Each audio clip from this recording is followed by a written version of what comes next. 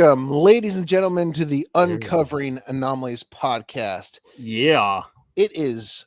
Are we in May or are we in June? We're in May. We are in May. Yes. May. It is May 18th, 2025. This is episode 119. Unbelievable. Of the Uncovering Anomalies podcast. I can't believe we've made it this far. I know. It's just, it's not stopping now. That's for sure. Definitely when you reach this amount of episodes, that's it.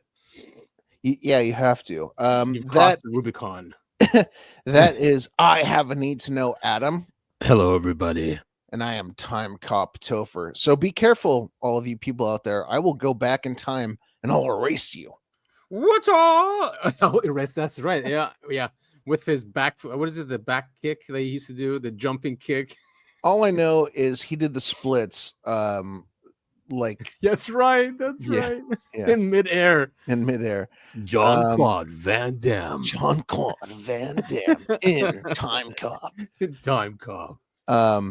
Today we are talking about the Puget Sound UFO, or the Maury Island, like the show. Did you ever watch Maury? No.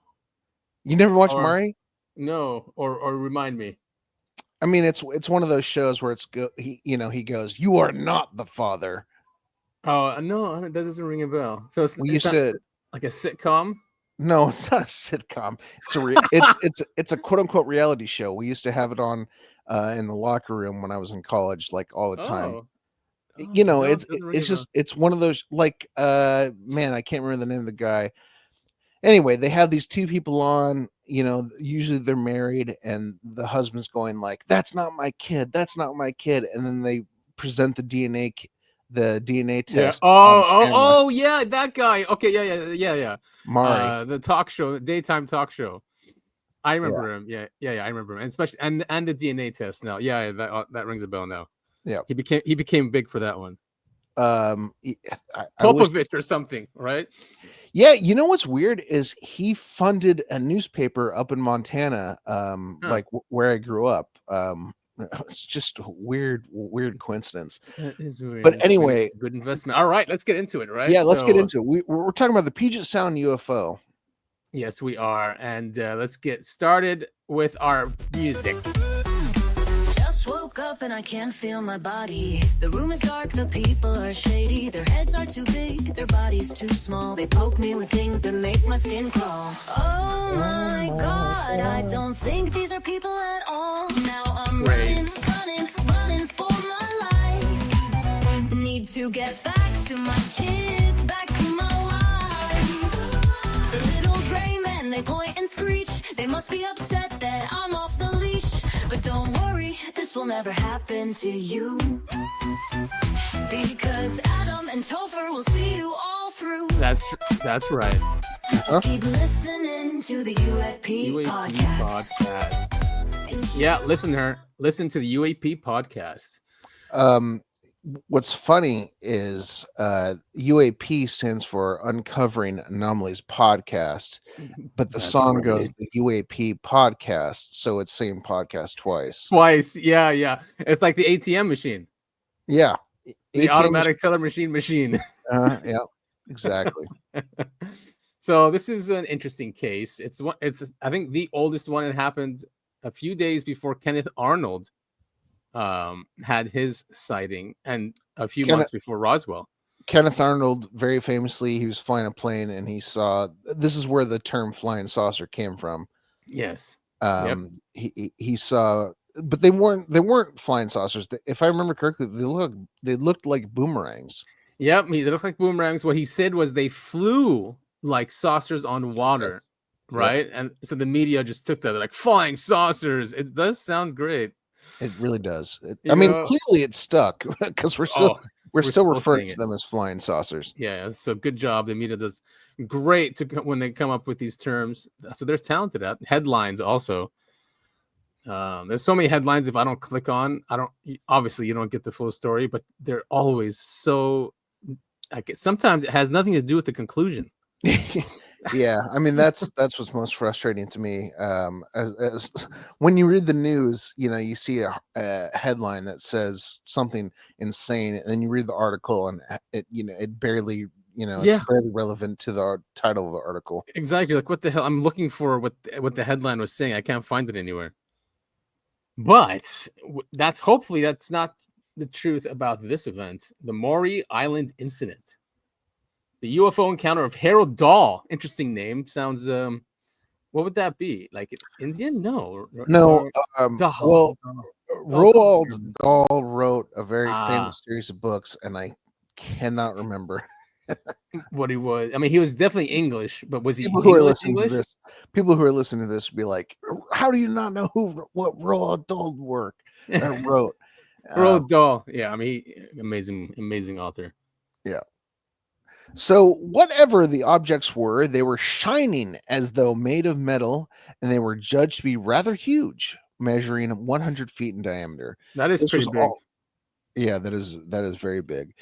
This was all rather strange in and of itself, but it took a disturbing turn when one of the strange objects dropped from the sky, and Dahl noticed it had what appeared to be portholes down the side and even an observation deck. Whoa.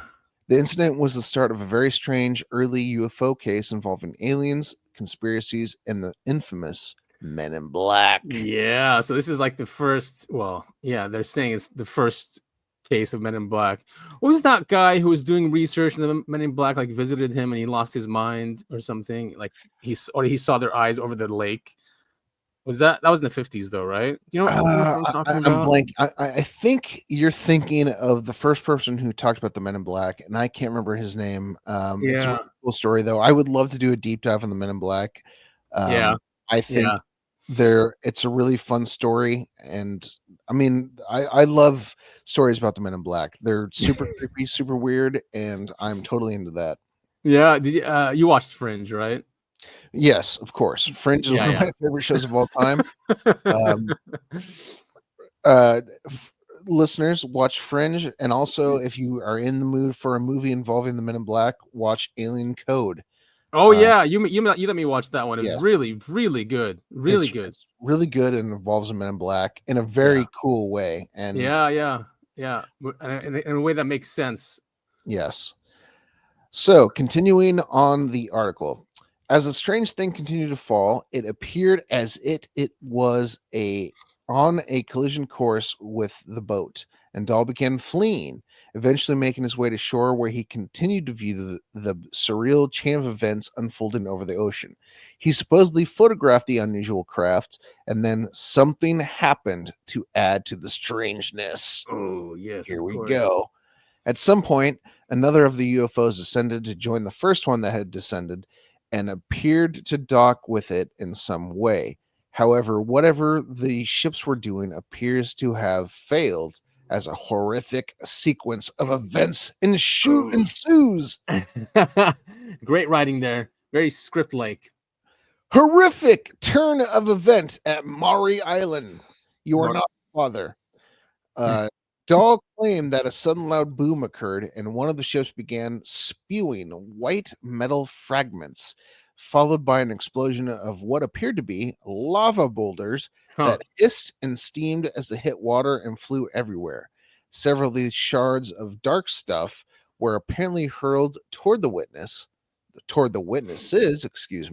showering down on them, with one hurting Dahl's son and another killing his dog. Oh no! Holy shit, man. Yeah, weird. You know, there's been videos too of like UFOs dropping this weird molten type material. Yes. Yeah, there's a really famous one. I believe it's out of Spain where it's spinning and it's spitting out objects over and over again. Following this, the objects flew away, leaving the startled spectators reeling. They immediately returned to their regular pier, discovering that the radio was still operating and disposing of the dead dog along the way. Oh, man. God. And Dahl wasted no time in informing his supervisor, Fred Chrisman, of the bizarre occurrence. The supervisor was at first suspicious, but after viewing Dahl's photographs, he became intrigued. So he had a camera in 1947 when he's on this boat. All right. Yeah, no, that's not that weird. All right. Okay. Yeah. I don't know how prevalent cameras were in 47, actually. I mean, obviously, if it was a nuclear age, they probably were prevalent. So, Right. Yeah. if I remember correctly, like some of the first video cameras, which very, very primitive, Mm-hmm. that happened in like the late 1800s, like 1890 All something. right. Okay. Okay. Yeah. All right. Fine. Chrisman supposedly afterward traveled to Maury Island to witness the sight for himself, and while there, he claimed to have seen one of the UFOs that he had the sensation was following him. From there, the incident grew only stranger. All right. So Chrisman also had a sighting. The man in black encounter of Harold Dahl. Dahl claims that someone paid him a visit at his home the morning following the incident. It was an unfamiliar man dressed in a black suit with a large black Buick parked on the street ahead of him. Hell yeah, brother! Yeah, the Buick. The guy offered Dahl to join him for breakfast, which Dahl accepted for some reason, and they ended up in a local restaurant. Total, just I can, that scene. It's always, at least that's anyway. Yeah. As they ate, the man began retelling the story of Dahl's disappearance in exact detail, which surprised him because it was almost as if he had been there. The black-suited man then issued a stark warning to Dahl not to discuss any of it with anyone, threatening that if he did, bad things would happen to him and his family. The mysterious man then drove away in his enigmatic vehicle, leaving Dahl shaking in fear and disbelief. This is widely believed to be the earliest report of one of the enigmatic men in black. Now, I'm all for standing up to the man. The government tells you not to do something because they don't like what you're doing. You say screw you and you do it. If you get a visit from the men in black, you do what they tell you to do. Yeah, I mean, it's so intimidating. The whole thing is intimidating. Yeah. Right. Roald Dahl, he wrote James and the Giant Peach, by the way. Yes, he did. But yes, no, honestly, I think if if you and I, if we through this podcast, we ever uncover something, which we uncover all the time, that's the name of the show. If we ever receive a threat from the men in black, we're gonna do exactly what they tell us to do, because the men in black, they will screw up your life. We will report it though. I won't. I'll be hiding. I'm gonna dig a hole under my house and hide there for the rest of my life. Oh, could you imagine, like, just the black Buick? I see. I've told. I think I've said this on the show before. I have recurring nightmares of I'm at work and a bunch of black cars, black SUVs show up with tinted windows, and they show up and take me away. It's like the agents of the Matrix. Yeah, exactly. That's exactly what it is. I don't know. Is this an FBI? It looks like an FBI report. Flying discs sighted by. It's blacked out.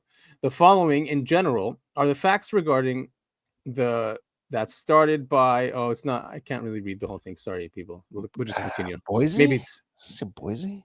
It's cut off, right? Boise statement times B25. I think we'll get to it maybe. Despite the severe warning, Dahl and Chrisman pursued publication of their story, sending images and fragments of the odd white metal to a Chicago publisher named Ray Palmer, who sent the account to UFO investigator Kenneth Arnold. Hey. Arnold eagerly made preparations to visit Dahl and Chrisman directly after hearing this ridiculous narrative, flying down to Washington with a pilot called E.J. Smith. They felt sure that Dahl and Chrisman were speaking the truth after hearing their testimonies and studying the alleged UFO fragments, and contacted federal officials about it all. In July 1947, 2 intelligence officers from the United States Army Air Force, Captain Lee Davidson and First Lieutenant Frank Brown, were assigned to conduct their own investigation into the matter, interviewing the 2 witnesses before returning to their base at Hamilton Field, California, aboard a B-25 aircraft, allegedly carrying samples of the UFO's material. However, they did not make it as their plane collided near Centralia and Washington, killing both of them. Huh. Mysterious. You think maybe that's why the Roswell stuff was carried? It was carried back on 2 planes to Wright-Patterson Air Force Base, not 1. Maybe just in case that happens. Oh, wow. Weird. Conclusion of the Maury Island incident: hoax or cover-up? Eventually, the government rejected the entire Maury Island incident as a hoax, claiming that the metal recovered was simply aluminum and that the men were merely staging a PR stunt. It didn't help that Dahl later admitted it was all a fraud, but he had previously stated that he intended to say it was a hoax if questioned by police in order to get him off his back, making it difficult to determine whether or not it was a sincere confession. Yeah, I Dahl- mean, he got scared when the 2 officers died. That's what happened. Yeah, or the Men in Black showed up and said, And that. yeah. Dahl subsequently retracted his confession in a 1950 issue of Fate magazine, claiming that the incident was not a prank. As spectacular as all of this talk of exploding UFO and Men in Black was, it did not garner widespread attention until 1956, when UFO researcher Gray Barker wrote about it in his 1956 book, They Knew Too Much About Flying Saucers, Flying saucers. which helped propel both it and the shadowy Men in Black into the public consciousness. Interesting. The administration maintained that the B-52 bomber crash was a tragic and unrelated accident, and that its connection to the I know, right? Sure. And that its connection to the Maury Island incident was purely coincidental. Right.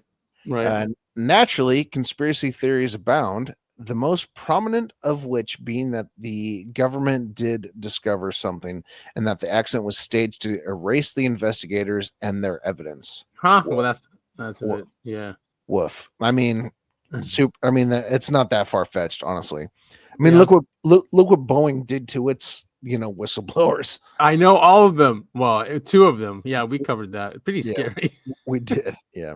Within months of each other, too, or something. Oh man, we keep letting them get away with this, and it's sick. Yeah, it's like they have immunity. So all of this fits in with Dahl's account of a weird black-suited visitor, and it's difficult not to conclude that the time of the crash and its victims, as well as Paul Lance's inexplicable death, are more than coincidental. Whatever occurred here, it remains an unsolved case, a story of intrigue and machinations, and an odd early description of the men in black. I mean, let's see. The Men in weird. Maybe the real Men in Black, because I was going to say it was like the Air Force guys, but that didn't come till later. The Air Force. Oh yeah, when was the I thought National Security Act was made after Roswell. Yeah, it was, which created the Air Force, and the CIA, right, and the NSA and those guys. Mm-hmm. But so they say that Air Force officials were. He said, Kenneth Arnold, UFO investigator, United States Air Force. Oh, Army Air Force. Yeah. Okay, yes, because it was part of the Army. All right, there we go. That makes sense. They split it into its own after the National Security Act. Yeah, man, oh man. So this is really early on, So I mean, who couldn't have been the Men in Black guys if, Harold Dahl observed 6 donut-shaped things floating about half mile above them. This led to the famous Maury Island incident. Now, apparently there was a movie made about Maury Island, which I didn't know about, or maybe a documentary. But then also Washington State passed legislation that recognized the importance of the Maury Island incident, which is pretty cool. Yeah, and that's in here also. They go through the incident and all on the record. So they think it's serious. Cool. And then here's a news clip. I think it's a local Washington. Yeah, news. It looks like local news. Yeah, exactly. But those do a good job when it comes to these incidents, right? Because they report on the community, they go in there, they interview people.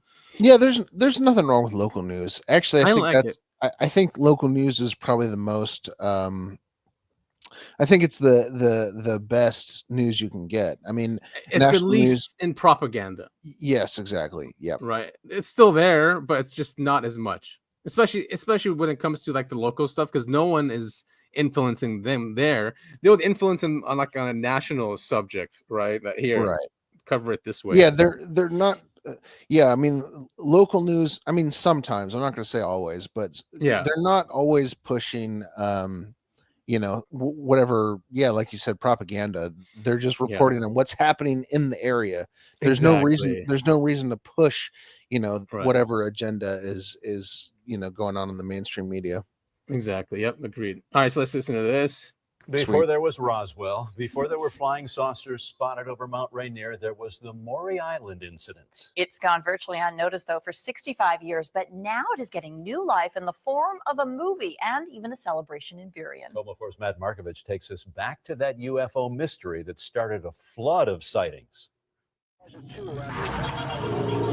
The mysteries of UFOs may never be explained, but what happened in Puget Sound in June of 1947 is getting new life.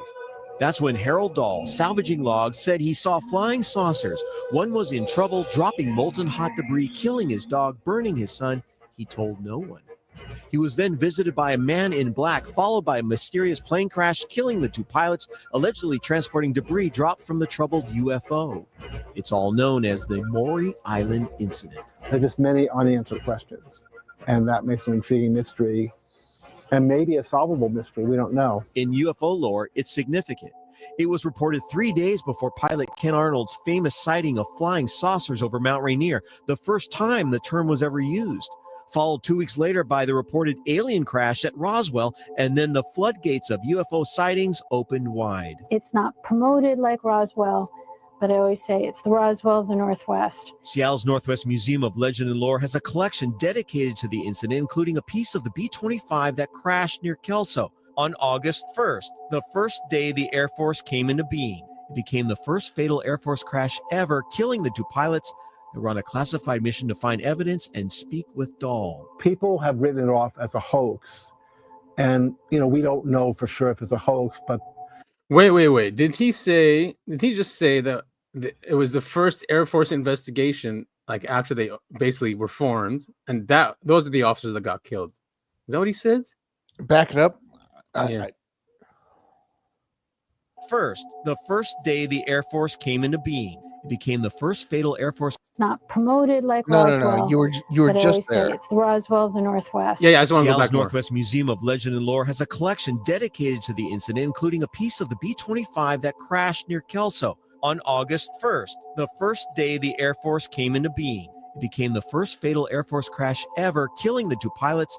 They were on a classified mission to find evidence and speak with Dahl. People... Okay, so I guess it was the U.S. Army Air Force first that did the first investigation. Then when the Air Force was established, they went to also investigate it, and then those other are the officers that died. They were U.S. Air Force. Yeah, that's crazy. People have written it off as a hoax, and we don't know for sure if it's a hoax, but the reality of it is that two people were killed. And that is definitely not a hoax. I knew it. This is an alien, and you guys are from some government agency trying to keep it under wraps. No. It's also significant because it's the very first reported sighting of a so-called man in black, made famous by the movie series of agents mysteriously appearing when aliens show up. Dahl met with the Men in Black. Yeah, I just want to. I just want to stress really quick. Men in Black makes the Men in Black seem like this government agency. They're all fun and jokey and stuff. That's not what the Men in Black are. No, they're terrifying. They are very, very scary, and also probably not human based on people who have interacted with Men in Black. Like very pale, no emotions, I'm like trying robotic. Yes, I'm trying to remember. Oh man, there's a story. Someone who had a UFO encounter was visited by the Men in Black, and the one that visited him, the suit didn't fit right. His head was half shaved. He asked for salt water to drink. I mean, they're very strange. Whoa, salt water. I mean, maybe they're clones. You know how like the Greys clone Nordics and Nordics clone Greys? Maybe they clone these Men in Black, for this purpose. Yeah, but whoever is doing the cloning really sucks at it. Yeah, because they're aliens. Yeah. But yeah, Men in Black in those movies. Although they're good movies, they're fun. They're fun. has nothing to do with what they Yeah, really are. yeah, exactly. It might be a psyop. Hey, Yeah. look, trust the Men in Black. They're just Exactly. government guys doing their job. Totally, man. Totally. When that's the complete opposite of what Right. the truth is. Right. They're protecting you. They're funny. They're heroes. Yeah. Not trying to, keep this shit secret and people quiet. Yeah, exactly. Tacoma. And this is the first incident in modern history of Men in Black doing this sort of thing. But it wasn't funny in 1947. The movie is the comic version, but the people that met them were scared out of their minds. So it wasn't very funny to them. But now the Maury Island incident is getting its own movie. We think it was south of Point Robinson. The script is based on declassified FBI documents. It's got the first Man in Black. It's got great conspiracy, investigations, tragic deaths, and a guy whose life changes for the worse. So that's going to work for the top. In typical UFO buff fashion, the film's executive producer is building a flying saucer to crash into a 1947 Buick Roadmaster, the original Man in Black car. Building a flying saucer on top of a car is okay in your mind, but quite frankly, I'm overwhelmed. It should crash in Old Burien on the evening of April 1st as a part of a promotional stunt. This is a Maury Island incident, but Burien can steal it. I could take it and capitalize on it. No one else has. This flying saucer is clearly fake, but what did Harold Dahl see 65 years ago this June? Was that real? Do you believe this is true? Obviously, the crash is true. And I think he saw something. We just don't know what he saw. And that's the real mystery. Matt Markovich, Como 4 News. Harold Dahl, the man who started it all on Monday night, Burien will be holding the very first annual UFO Day commemorating the Maury Island incident. It's good. It's good for tourism. All right. So, and this is their legislator. Oh, great. Passing a bill, which is crazy to see. 1947, Tacoma resident Harold Dahl and his son allegedly sighted 6 flying discs over Puget Sound near Vashon, Maury Island, an event now commonly known as the Maury Island Incident. And whereas on June 22nd, 1947, Mr. Dahl alleges he was warned not to talk about what he saw by a man dressed in a black suit. And whereas on June 24th, 1947, pilot Kenneth Arnold alleges he saw 9 unidentified flying objects near Mount Rainier. And whereas these controversial sightings helped launch a pop culture phenomenon of UFO sightings across the United States during the summer of 1947, which became known as the Summer of the Saucers. And whereas on August 8th, 1947, 2 weeks after the Washington sightings, a UFO is alleged to have crashed outside Roswell, New Mexico. And this alleged crash has since become the most well-known alleged UFO incident in history. And whereas on October 1st, 1947, Army Air Corps intelligence officers Captain William L. Davidson and First Lieutenant Frank M. Brown, who interviewed Harold Dahl about the sighting, lost their lives when the B-25 bomber they were piloting crashed outside Kelso, Washington. And whereas following the tragic deaths of Davidson and Brown, Harold Dahl publicly claimed his sightings at Maury Island was a hoax. And whereas special agents for the Federal Bureau of Investigation conducted an investigation of the deaths of Davidson and Brown and ultimately concluded that Dahl did not recant his story, but his claim of a hoax was itself a fabrication to avoid further public attention and ridicule. And whereas the FBI's conclusions of Dahl's secret were sealed for 50 years, and whereas the Maury Island incident and its surrounding circumstances have made immeasurable contributions to Washington State's cultural heritage and to popular culture worldwide, including most recent the 2014 award-winning motion picture, The Maury Island Incident, and the 2015 web series, The Maury Island Incident, produced in conjunction with the Washington Filmworks Innovation Lab and Motion Picture Competitive Program. And whereas on April 1st, 2017, the 3rd annual Burien UFO Festival will be held in the newest hipster hangout of downtown Old Burien with a wide community participation and good humor. And whereas on the 70th anniversary of the seminal UFO sighting events, the Washington State sightings should be recognized for both their prominence and primacy in the modern era of UFO popular culture. Now, therefore, be it resolved that the Washington State Senate pause to acknowledge the 70th anniversary of the June 21st, 1947 Maury Island Incident, The 1947 Summer of Saucers popular culture phenomenon launched worldwide by these controversial events and the first reference to the characters now popularly known as the Men in Black. And be it further resolved that the Washington State Senate recognize and honor the heroism and service of the Army Air Corps intelligence officers Captain William L. Davidson and First Lieutenant Frank M. Brown, who lost their lives following their investigation of the Maury Island incident when their airplane crashed outside of Kelso, Washington on August 1st, 1947.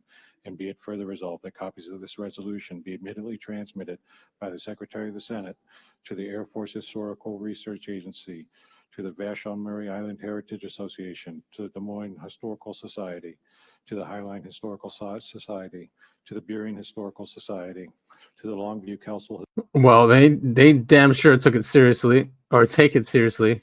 Yeah, I and was it just continues. about to say, you know, whether or not the public takes it seriously, the government sure does. Yeah, exactly. And then they even had so she's a senator there, and I think she had a sighting, or her father had a sighting when he was 14 or something. So you know, it was a whole day of this, and they're laughing. I think one of them makes a joke about it as well. In support of this resolution, and want to Yeah. thank Senator Kaiser for bringing it forward.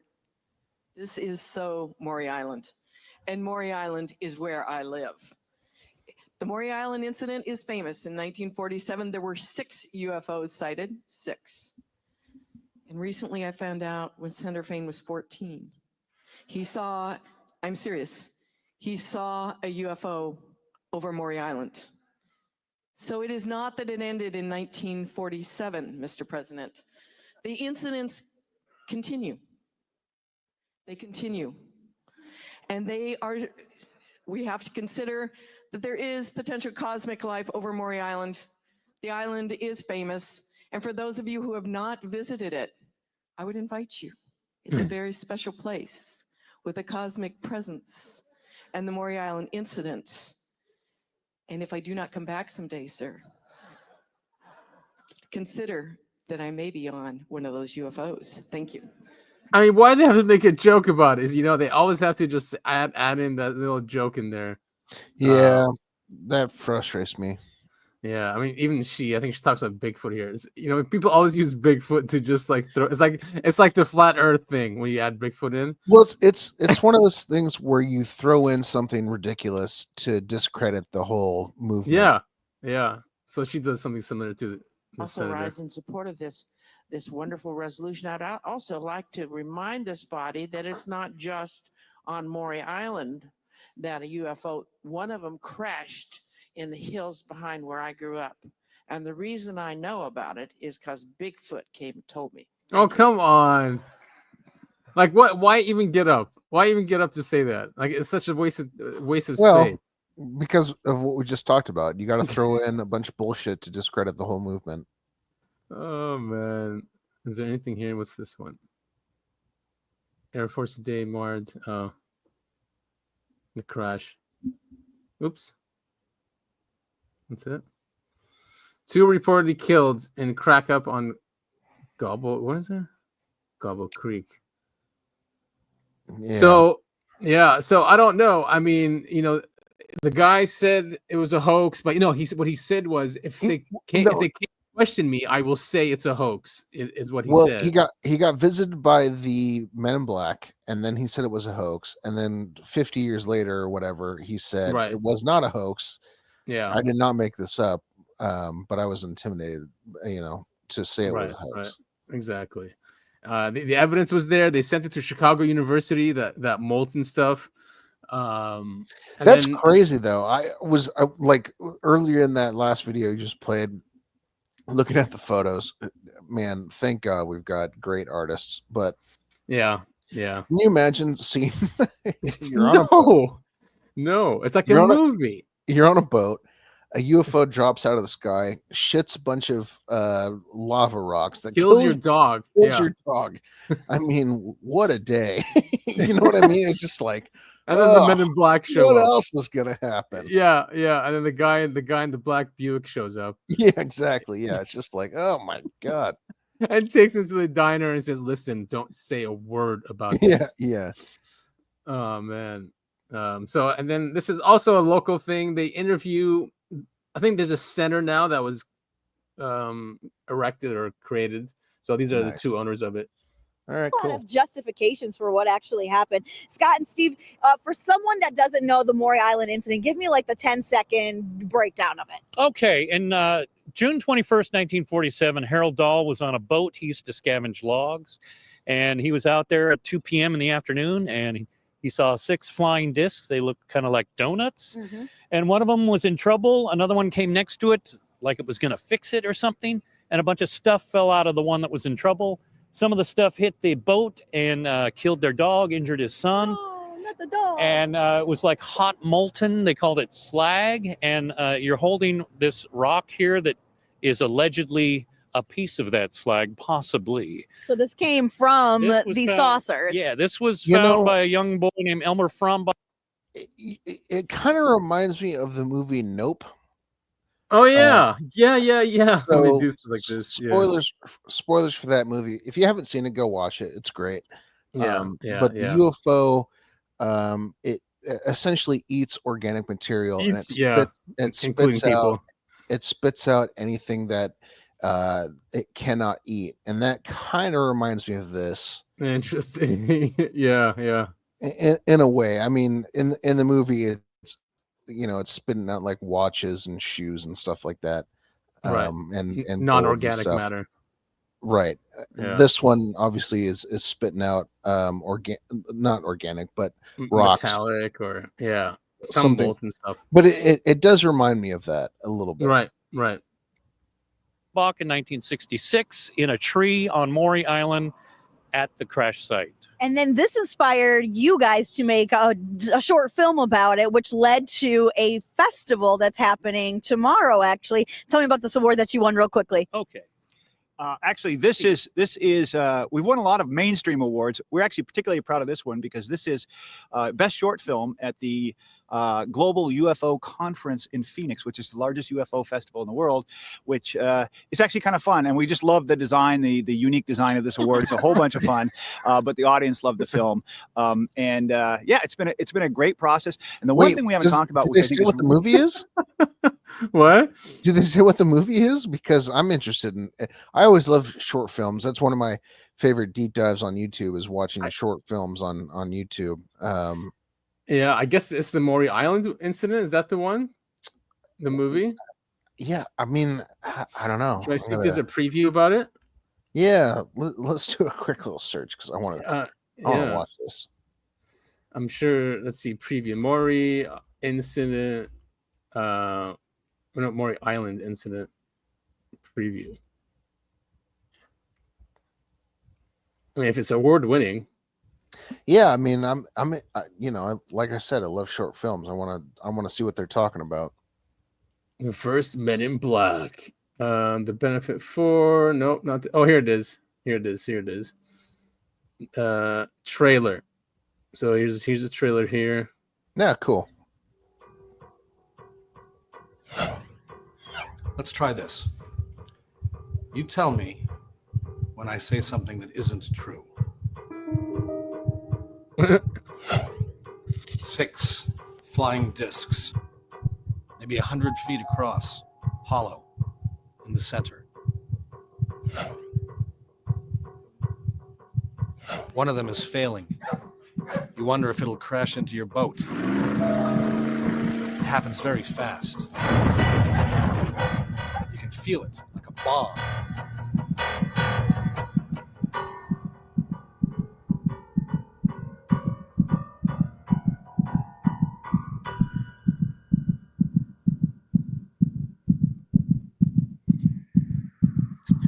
Ooh.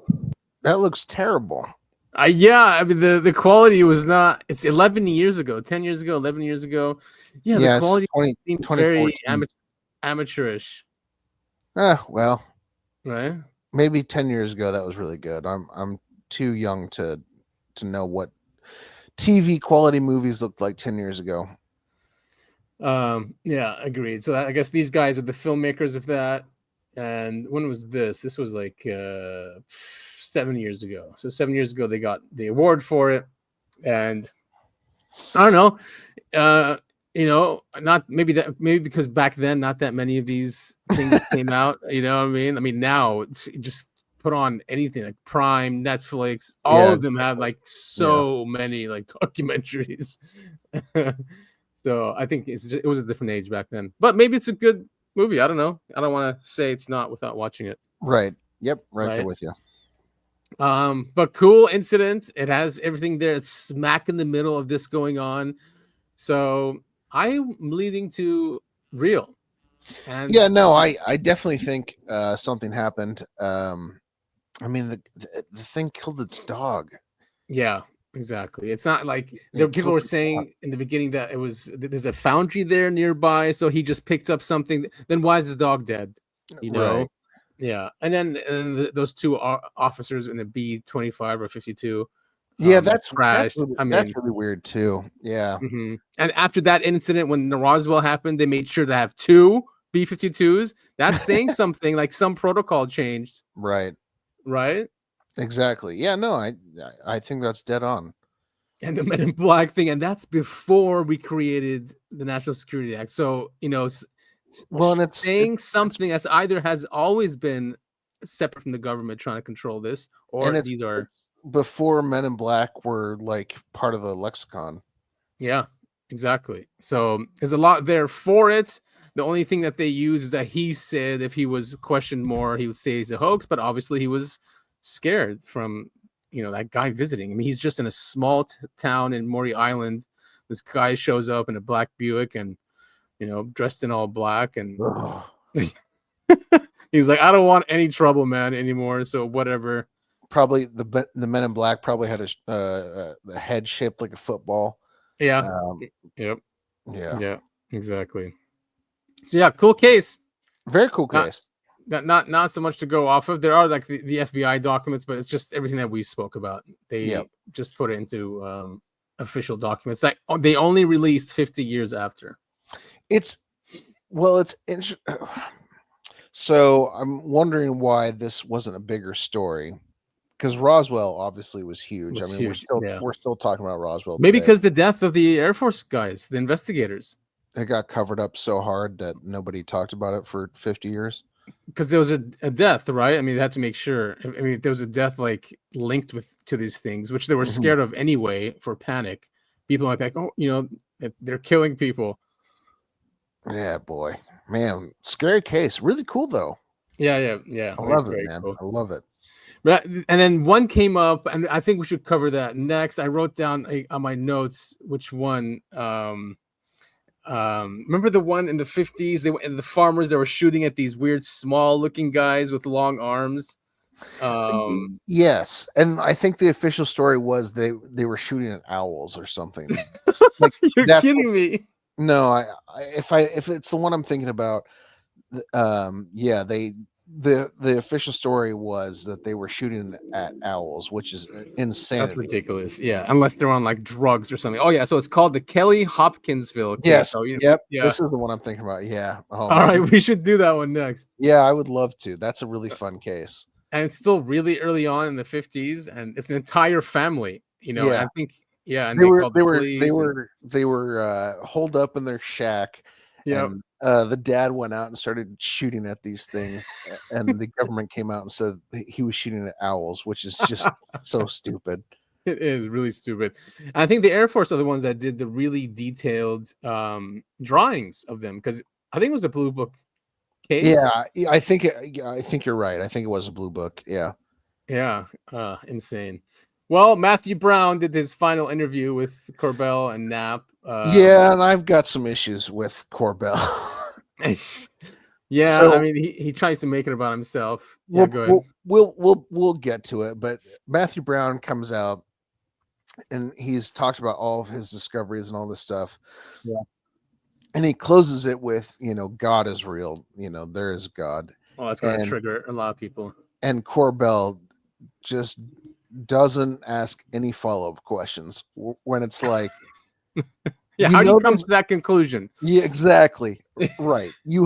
So there's a God. Why do you know that? Why do you believe that? How did you come to that conclusion? And Exactly. of course, Corbell does not ask any of those questions. And there's no further interviews after this. And I don't neither think. does George Knapp. So it's like, what are we doing? I know, or it was edited that way. But either way, I mean, come on, it's Yeah. I mean, if people hear that, they're like, okay, what else do you know then? And what Yeah, is it? exactly. I mean, Yeah. I remember he did kind of preface it by saying, now we are going into a subject or a section of the interview where you're going to speculate based on what you've seen. I think that's what he says before these types of questions. But still, I mean, he says all this stuff, these videos of craft going in and out of water, right? Like, and he Mhm. saw these videos, plus the other stuff he saw in the other interviews. So in this part, he goes through who he thinks or what this is, and why they're here. Fantastic. Oh no. It's weird going to the supermarket. Okay. Even more, it's bizarre to work in government and see legions of people who have no clue about any of this, and no clue that they are being deceived. Why should people believe you? I mean, I know you, I know what we've been through, but that's not public stuff to everybody, every step we've taken. Why should people believe what you're saying? I was there. I saw it. I spent years researching it. If all that I'm consulting is passage material, then we are engaged in a massive deception against our own military and intelligence community that I was a victim of, and it would have been on a scale that probably would have been its own news story. Oh, absolutely nonsensical madness. Yeah. Yeah. So as a human being, why should people believe you? Well, as a human being, I feel like I'm genuine, putting myself out there, sacrificing my future, my past, and a lot of what I have now to do this for no gain. Yeah, you're getting nothing from us. We're just reporting because it's an important story. And you're telling it because it's true. Absolutely. It is true. And I can't think of anything more pressing for our nation to come to terms with than the fact that we have been deceived and our rights taken away to protect the privileges of an elite few. You're not. I am not going to live my life knowing that I could have helped prevent another generation of America and humanity from living in ignorance. So let's just separate. Those are some very heavy words, and it goes beyond just this issue, because he said they've taken our rights away just for the privileges of a small few, and that's where it's at, and that's where he's at, and he's like he can't see another generation of Americans, to just allow this to continue to happen, because that's what they would love. They would love for this to be secret forever, so they can just reign. Right, get wealthier, get more entrenched, get more powerful, until just questioning it will probably be just erased from your mind. One of the things that comes to my head listening to this interview and just thinking about aliens and technology in general, Trump just accepted a plane from Qatar. Yeah. A big is it Boeing? I don't even know. Yeah, 747. Giant plane, but he's talking about the elite few. As far as we can tell, the elite few are still traveling by, planes, private planes, right? Right. Yeah. But as far as we know, well, no, I'm saying like Trump and like politicians, they're way down the pyramid, right? Sure. There's puppets. Yeah. So, do you think there's some unnamed billionaire flying around in a or trillionaire? Trillionaire? Yeah, but trillionaire, all these old families. Yeah, I do. Yeah. That's just sense. The first thing that came to my mind. Yeah, exactly. I always try to get in the shoes of those guys. It's tough, obviously. It's all speculation. Yeah, it's hard to imagine. I've never flown private, and I will likely never do that. But can you imagine some guy, some unnamed trillionaire, he's got a mask on or something. He steps on a tarmac and he steps into a Tic Tac. Yeah, take right. me to Korea. Boom, just like that. And he's just there. Yeah, It's a bizarre concept, man. It is But very bizarre. This is a breakaway civilization. I mean, Yeah, this exactly. This is what we're talking about. Yep, their own technology, their own even like cosmology, and even historic, like humans history and our place in the universe is completely different than ours. We're just stuck in this 1950s world, Matrix, which he talks about it too. It's like a different reality, right? Yep, he's right. After seeing all that stuff, he's like, what the hell is going on here? For our audience and people kind of meeting you for the first time, so there's certain stuff you were exposed to in an official capacity that you've come to conclusion on and that you know to be correct, know to be true. Then there are extrapolations and philosophies and ideas from other types of sourcing of information. And we can talk about that kind of in a separate realm. And I value your opinion. I think people will too, because of your exposure to certain things you're saying and not saying. Okay. But if we're talking just about our ideas now, you have thoughts about big picture stuff.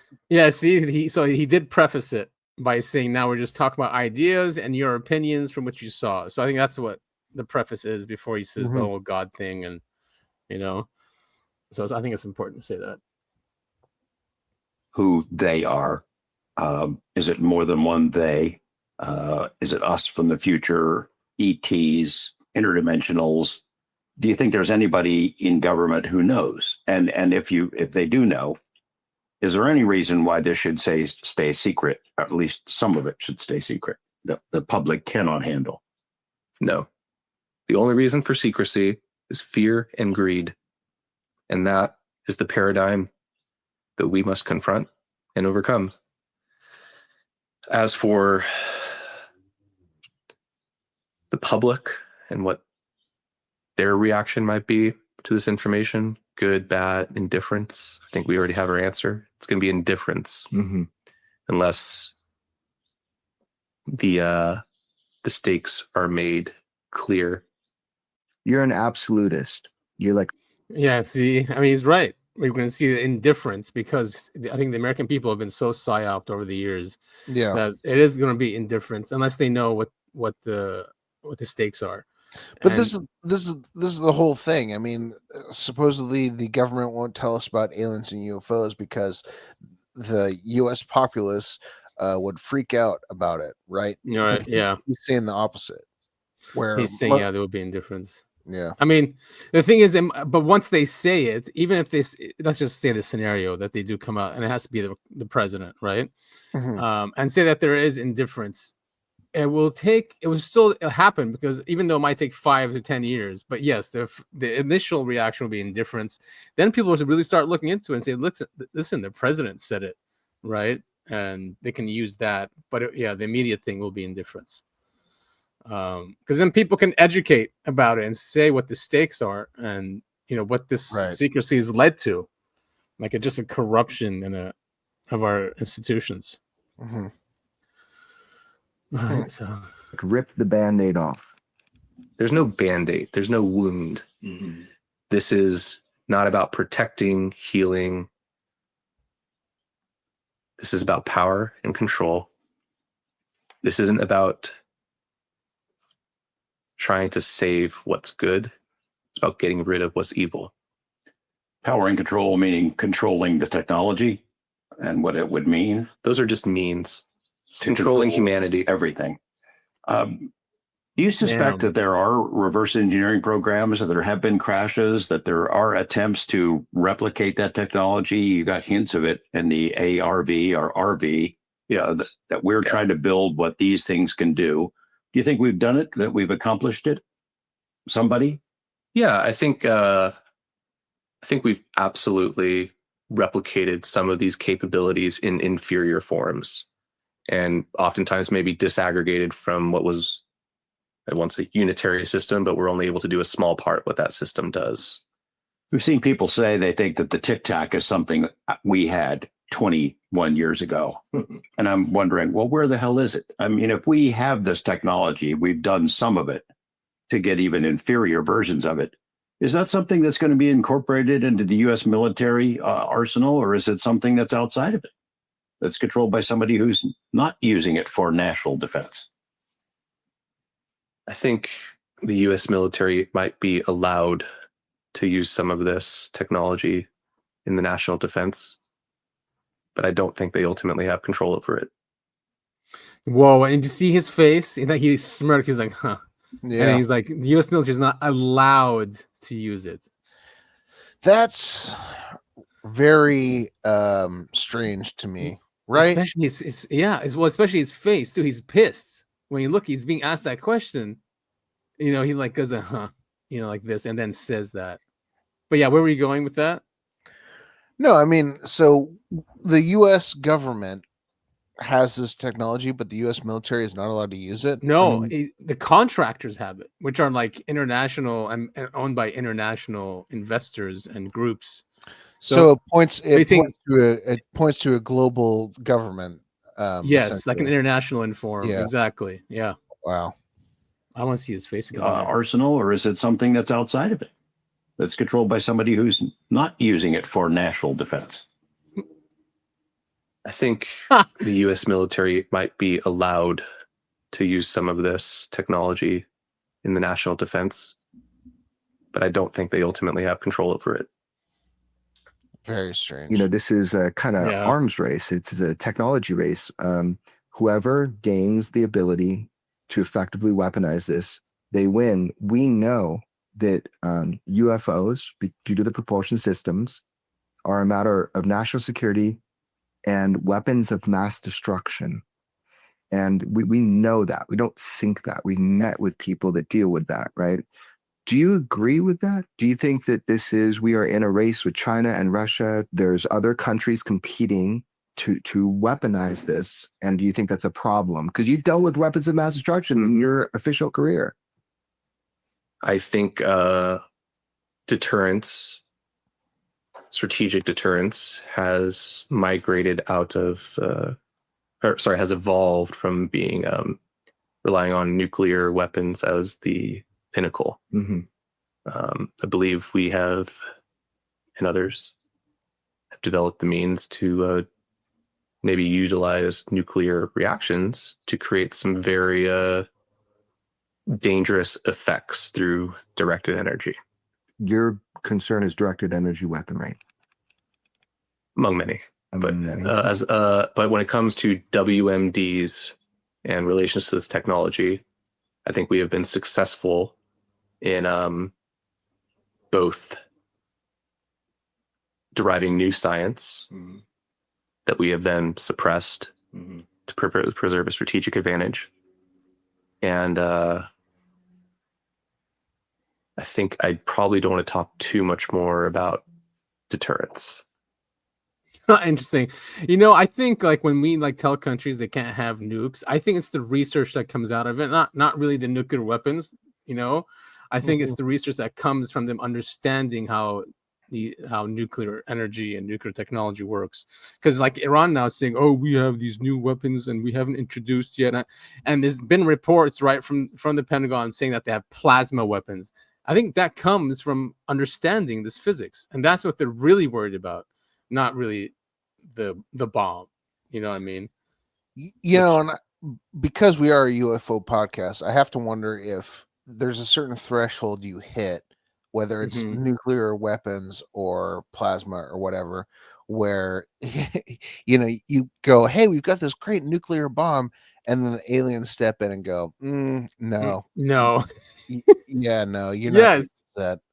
Yes, yeah, exactly. That's when they show up. That's when you become a threat to their existence as well. Before you're just whatever. You're minding your own business. We're minding our own business. But then if you become a threat, we need to monitor. What you're doing. Yeah, totally. He talks about our reality, which is good. He has great quotes. Sentient life is a precious thing. More about deterrence. Somebody was flying these things that crashed. Somebody built these things that are being reverse engineered. Who's that somebody? And why don't they come forward? I mean, you may not have seen that in a document or a file or something somewhere, but you've thought about it. You're a smart guy. What are your thoughts on the big picture questions? Who are they? Why are they here? Why don't they show us what's going on?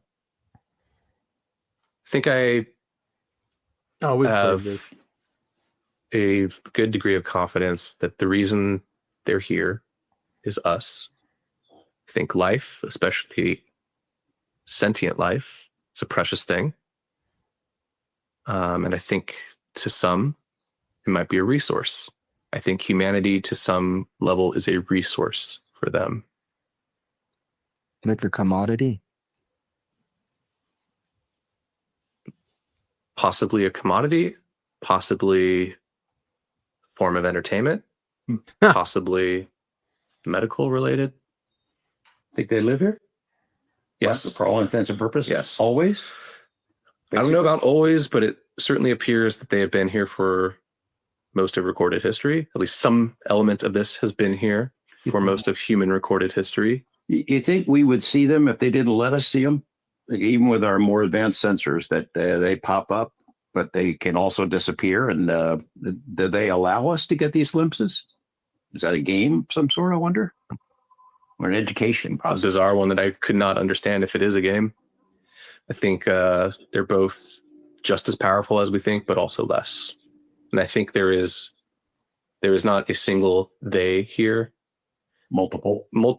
Certainly multiple factions of the same species, if not multiple species. And all the complexity that brings, which might be our best hope. Do they have an agenda? There's different types. What are your philosophies on this? Like, who are the others? Why are they here? And you've touched upon it. I know we're kind of going back a little bit, but that is the big question. And I just wanted to separate so people understand your exposure and your personal conclusions. So I have been exposed to no direct information on the anatomy, biology, intentions, culture, politics. Never came across those files? Never came across those. I think those are all some of the deepest secrets. Right. They would be if this is correct information. What I have learned is that we live in a dream, a carefully constructed reality.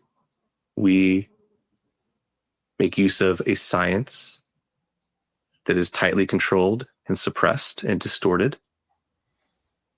I think we are left behind. Humans. I think normies, the normal humans, the people have been left behind. Us. People need to understand that we might have freedom of speech, but that has been subverted. We do not have freedom of inquiry. We are blocked from learning what we need to know. Just in the public world, we are blocked from advancing in science. We are taught false science intentionally to prevent us from learning more. We live in the Matrix. It's just much more boring than the movie. We live in the Matrix. It's just much more boring than the movie. Well, of course. Man, that is a really depressing thought. Yeah. I mean, you can look at him. It took a toll on him, and he was ignored by Congress. This goes through that whole story that how he had to get through Schellenberger, and then Schellenberger referred him to Grush, and then Grush referred him to Corbell and Knapp to get to Congress, because he's like, Congress is ignoring me. I want to get this to Congress. And he said even like there was some whistleblower organization where they'll take care of your bills or something. He said they stole his information. So he's saying even those groups that are supposed to be protecting whistleblowers are also, in on it. Oh man, I know, dude. Just so frustrating and so sad. Yeah, it is, because this guy really sacrificed. You can tell by his demeanor. The guy's sincere. He's not here again to make a buck or anything like that. Right. And he risked everything for this. And he's saying, you know, yes, it's a black pill what he's saying, but it, you know, for us who have researched this and deeply, this is what you come to a conclusion to. Yep. Is that science has been suppressed, we've been left behind. You know, we probably could have been on spaceships, who knows, 100 years ago. Okay, not 100 years ago, sorry. 60 years ago. Sure. With free energy and all that stuff. Anyway, hopefully one day, I mean, people just need to know what the stakes are and to really push this if we are to be free and advance as a species. Oh, man. Maybe humans aren't allowed to, you know, at least whoever the NHI is, you know, in control. Yeah, maybe it's there's some collusion going on. You know, it ties into the Fermi paradox. Maybe there is a glass ceiling that we've hit, and we're not allowed to go beyond that. Yeah, for some reason or another. You know, Yeah. maybe because it's an experiment. I think you shared a clip of Burleson, Representative Burleson. He went on Timcast. Oh no, I sent it. Yeah, I mean, he even says that. What if it's like a lab rat or, you know, rat experiment? Anyway, so I think the next thing he says is about God, and that's what got a lot of people triggered. Like, Yes. how does he know? And yeah, understandably so. Yeah, no, of course. But it's his moral, which, you know, if he is religious, I mean, he might be, which makes him moral, you know, and maybe that's why he is a whistleblower. Most whistleblowers whistleblow out of this conviction that it's just wrong, and they don't want to participate in, you know, not whistleblowing. Right. So I guess that's why he brings his bias into it. Well, you know, so would hard to say. anyone, you know. Yeah. We all, you know, that's kind of the thing. We all bring our biases into everything that we do. Yeah, absolutely. You can't help it. You're human. Here it is. You're not free. You are not free. And this reality has far more to it than you have been allowed to believe. And God is real. Yeah, I mean, that's a really big statement. I personally, you know, I guess I agree with all of this. Yeah. You know, I think reality is so much more than you know, what we think it is. I think yeah, countless people have proven that with their minds they can change, you know, change their world around them. Yeah, exactly. With focusing on different on different things, intentions, you know, be wary of your thoughts, kind of thing. Yeah, people's realities do change. Yeah, I mean, hell, I'm not praising the guy, but look at Trump. Yeah, this is a guy who he just says boisterous things. He does really stupid things, but he said, you know, I'm going to run this country, and he did it. He didn't do it. Yeah, against all odds. In the 90s, he said, if I was ever going to run for president, I'd run as a Republican because Republicans are stupid. And he ran as a Republican and became president. You know, like, it's just, you know, if you believe hard enough, yeah, you can he's do good whatever. at that for sure. Right? Yeah, that is his superpower. He's definitely talented with that. I guess that's called hard-headed. It's got something, man. So Red Panda, he did a funny video on Carl Nell, because Carl Nell released a new white paper. So he's like, F yeah, another UFO white paper. Hell yeah. Yeah, and making fun of people that are celebrating it, even though it's just the same stuff over and over. You know, nothing new. Non-human intelligence exists. Non-human intelligence has been interacting with humanity on this planet. This interaction is ongoing and it's not new. And there is zero doubt. But you already knew that.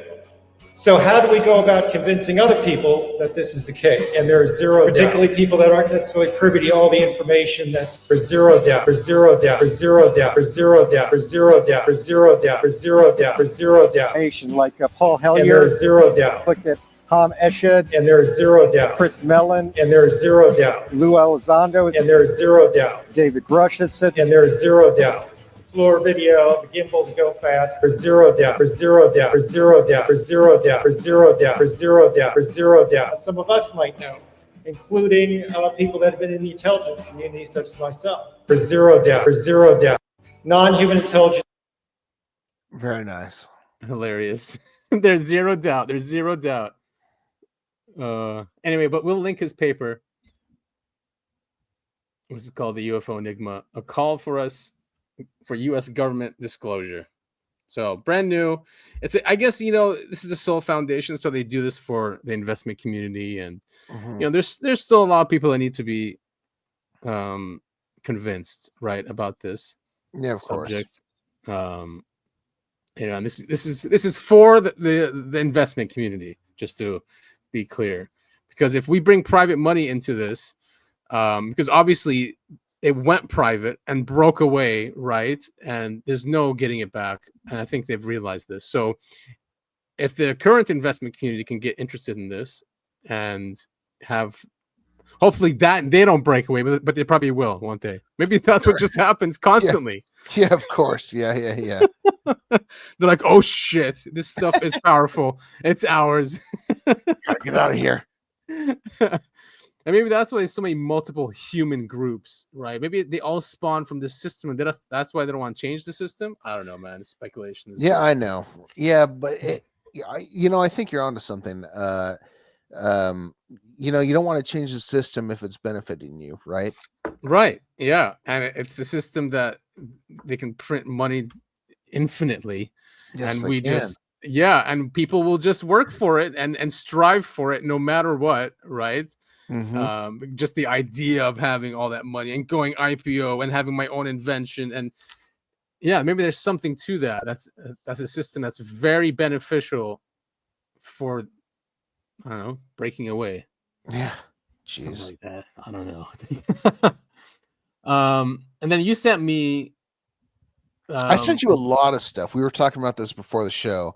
A lot of stuff that I sent you because I sent it on Reddit got deleted, and I'm really upset about that. I know, me too, because two of them were great. But not that alien podcast is so funny. That one, Dude, I can't stop. It always pops up on my feed. We'll probably get there at the end of the show. Yeah. It's so good. It is. It's not the same guy, right? Yeah, it is. Well, same guy as who? I mean, no, because it's two people talking. Right. No. It's two guys. Okay. There's one. They did not a podcast. They did a YouTube episode where they go to Yogurt Land and they call it like they think it's like another land inside of Earth. Oh.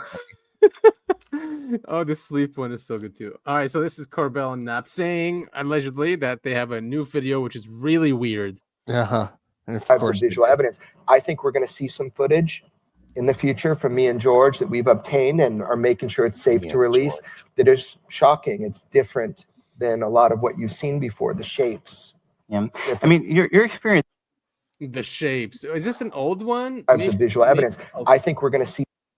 How did George Knapp attach his trailer to fucking what's his name? I don't know. Like I have a lot of George Knapp is a good reporter, a good journalist, award winning. But he attached his trailer to God damn it, why am I blanking on his name? Corbell. Mr. Kung Fu Corbell. Yes. And I'll never understand how or why that happened. George Do you Knapp, think the character in Severance, Miss Corbell, is based on this guy? No, I'm kidding. I don't. But Corbell, we've talked at length, about our problems with him. I mean, did we ever watch the videos of him with? We did. God damn it! Why am I forgetting his name now? Yeah, see. Lear, John Lear. With John Lear, remember during at the end of his age, this guy stayed at his house for months on end or something. I don't think. Oh man, see, Yeah, he recorded him, and then I think they sued him, the family, saying you can't use that footage for your documentary and stuff like that. So he's the point is he's aggressive. So maybe he did the same thing to George. Maybe he's like, I'm crashing here, man, and whether you like it or not, you're gonna be my mentor, and you're gonna teach me about this stuff, and you're gonna. So I can see that going on. He's like, all right, dude, just come in. Just in this, where you paused it, it just looks like Knapp is like defeated. Like he's just goes, I'm done. Yes, the Men in Black told me to listen to Corbell, Yeah, and I look guess at I'm him. doing that now. He's shrugging, and yeah. Well, we'll see what they come up with. I mean, everyone's just gonna say fake anyway. Or balloons. So this is going on also where Mick West, this is from Joe Murgia. Now Mick is pushing for leakers of alleged UFO videos to do jail time. F off, Mick. Mick did block me because after I saw this, and this is what he's saying. I'm on our account though, so okay, good. Yeah. No, the personal one is blocked. So he goes, if Corbell is seeing classified info, that implies violations of 18 USC 793D, transmitting national defense info to an unauthorized person. 1924, removing, retaining classified material, and 641, conversion of U.S. government property, up to 10 years per count. Hey, Mick West, if you're listening to this, you can block my ass because there's not a single reason in the world that I would ever follow you, you piece of fucking shit. Filth. Yeah, it's just such a low life. Here's Merrick saying, a remarkable moment. West is calling for the investigation of the individual who showed Corbell, a journalist, footage of a UAP of ostensibly non-human origin as part of an alleged illegal executive branch program intended in part to circumvent congressional oversight. See, these are the gremlins that get into U.S. government, not just U.S. government, world governments. Yeah, this is why everyone goes, oh, why do you hate politicians? It's because of this fucking asshole. It's like people like him where you just go, yeah, I can't trust you. You're a fucking loser. Yeah. So I did sell him. I said STFU red coat, and I said, why don't you scuttle on back to England? And he blocked me. Very nice. Well, it is red coat behavior. That's why we had a revolution. And he's sitting there and trying to, cover up for basically the monarchy, which is, the ruling class here. And the American people it was leaked to a journalist. Nothing illegal about that, but he wants people to go to jail over it. Yeah, and just don't forget we have whistleblower protection in place. Not that it does any good. Not that it does any good. I mean, look at Boeing. They killed 2 of their whistleblowers. So, yep. And Russia has said in the past that for this program, the legacy program has killed people in the past. Oh yeah, of course they have. Obviously. So yeah. I mean, and Joe Murgia, who now is saying F off to Mick West, which is great, made me go into his account. And I forgot he has great interviews, and I wanted to bring like this quote up from someone named Miller from Will Miller, who set up the briefing of Admiral Wilson in 1997 at the Pentagon, and whose letter to Davis, 1997, and whose letter to Eric Davis is included in the Willis Davis memo or documents. So read this quote. You're gonna love it. Miller, he says, no. Through a former NSA contact of mine, I had the chance to meet with a high-level retired NSA National Security Agency senior civilian.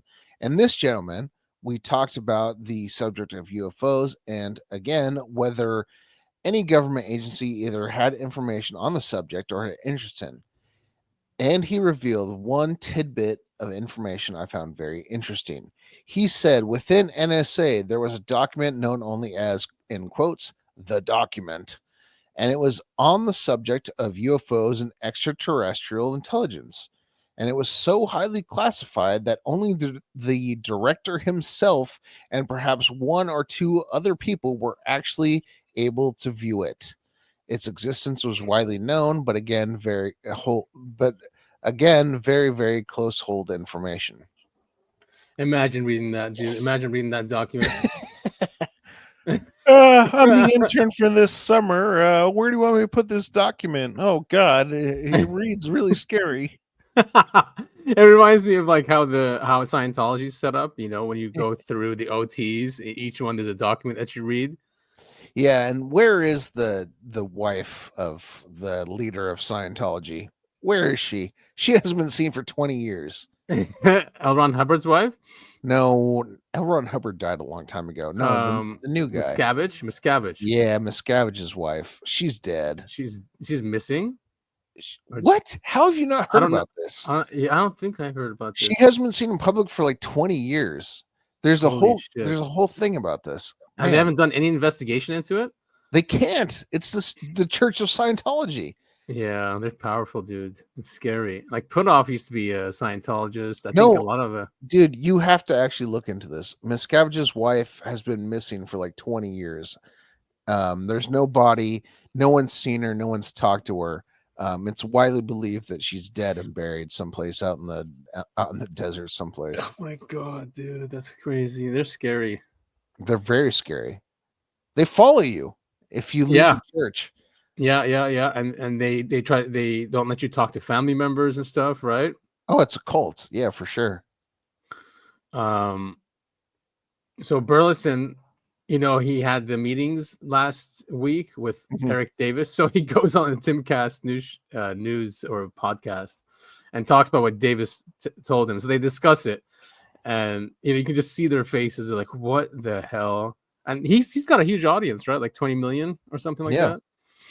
Not as big as Rogan, but it's a different segment. Rogan listeners are definitely a segment on their own. You know, it's not news to them, this stuff.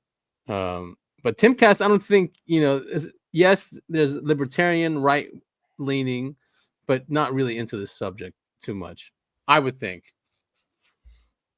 Has been involved in the intelligence community since the 80s, right? So he's for a long time. For a long time, and he first worked for Bigelow Aerospace, and then he went on to get work for the Pentagon, and then CIA, and basically researching what they describe as crashed material, retrieved crashed material. And he was saying definitively, they know of 4 alien species. Like he's saying they're real.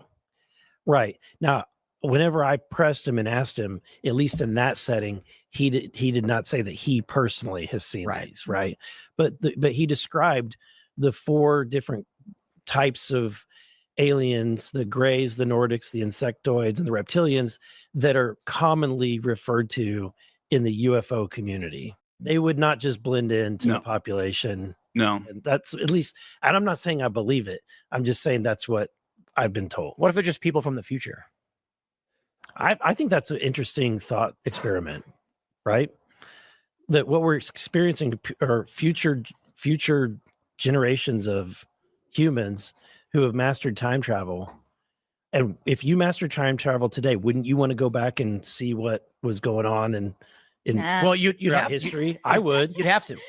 I'd want to. I'd want to go back and see, hey, I want to see what the Pharaoh really looked like. Okay. I want to see what confounds me though, as someone who's not just a skeptic, but someone who just straight up doesn't believe in aliens. If that were true, would the powers that be in the intelligence agencies really just come right out and talk about it so openly? They don't, though. Well, we just heard that. Well, this guy's former, isn't he? Well, no, I mean, you're never former intelligence. Well, I mean, what's happened is we've had 2 hearings now, and we've had whistleblowers come forth, like David Grush, and they have forced the conversation into the public arena. They forced the conversation. Then you have guys like Congressman Burleson and his colleagues who are fighting for disclosure. Without that battle, without that effort, you wouldn't be hearing about any of this. You wouldn't have these guys coming forward. You wouldn't have Eric Davis coming forward and making these declarations. I wouldn't necessarily call it a declaration. He was answering your question. But this is a new environment. We're in a new space now, post hearings, post UAP hearings. And so I think 5 years ago I would have agreed with you, but that's just not the case anymore. I think the reason they don't say it is because, just put it this way, how would you feel if you woke up and realized you were in a rat cage your whole life? and everything you knew was just some stupid rat experiment for somebody, like when we look at rats in a cage in a lab, we pity them. What if everything you've ever done in your life, everything you hoped for, your dreams, you woke up tomorrow and you knew was completely meaningless? the research you've done, the religion you held, everything was just totally nonsense. So that you're living in a simulation.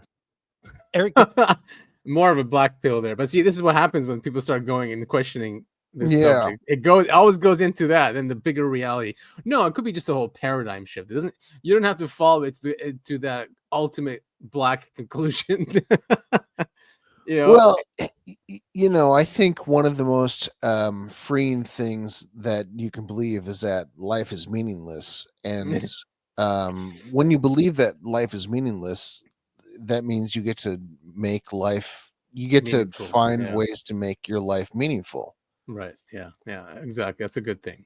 And it come from it'll be yours, that that you are the one who are creating that path or that or that road for yourself, right? Because that's come from within. What's valuable for you? What will you be okay with?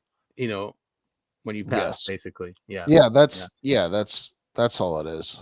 Yeah, instead of just accepting old stories, which is easy. A lot of people just want to take it that way, and they don't want to ask these questions or answer them or for themselves. They just want a book that has all the answers in there, and they're comfortable with it. And that's totally fine, and that's valid.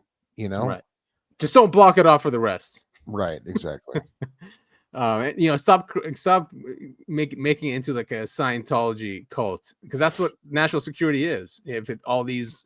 Everyone has to be cleared. You have to get the right clearances, know the right people.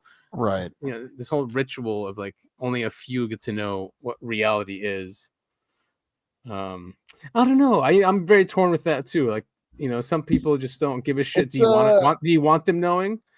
It's a very it's a very tough thing to handle.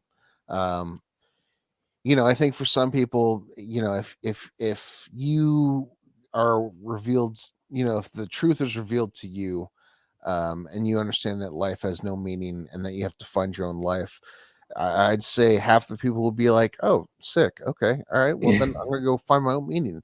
And the other half people would get down and depressed and be like, "Oh, life has no meaning." Right? Yeah. So I get the discourse there.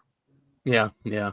So hopefully we won't get in trouble in this. We'll quickly go over it. But Richard Doty is mad about this video that it came out. He's saying that it's AI generated, that he is taken out of context, and you'll see why now. I don't have an opinion either way. I just think it is an important thing he said. He's saying that he said it on a Gaia show, and then they put it on this. Nice. All right. And they put it on this. But here, let's take a listen. I was offered a job in 2019 by the United States Space Force, where Lou Elizondo worked, to work with him in disinformation. And I said, not no, but hell no. I'll never do that again. Did Lou bend the knee? Worked for him. I don't know what he did. You'd have to ask Lou. Okay.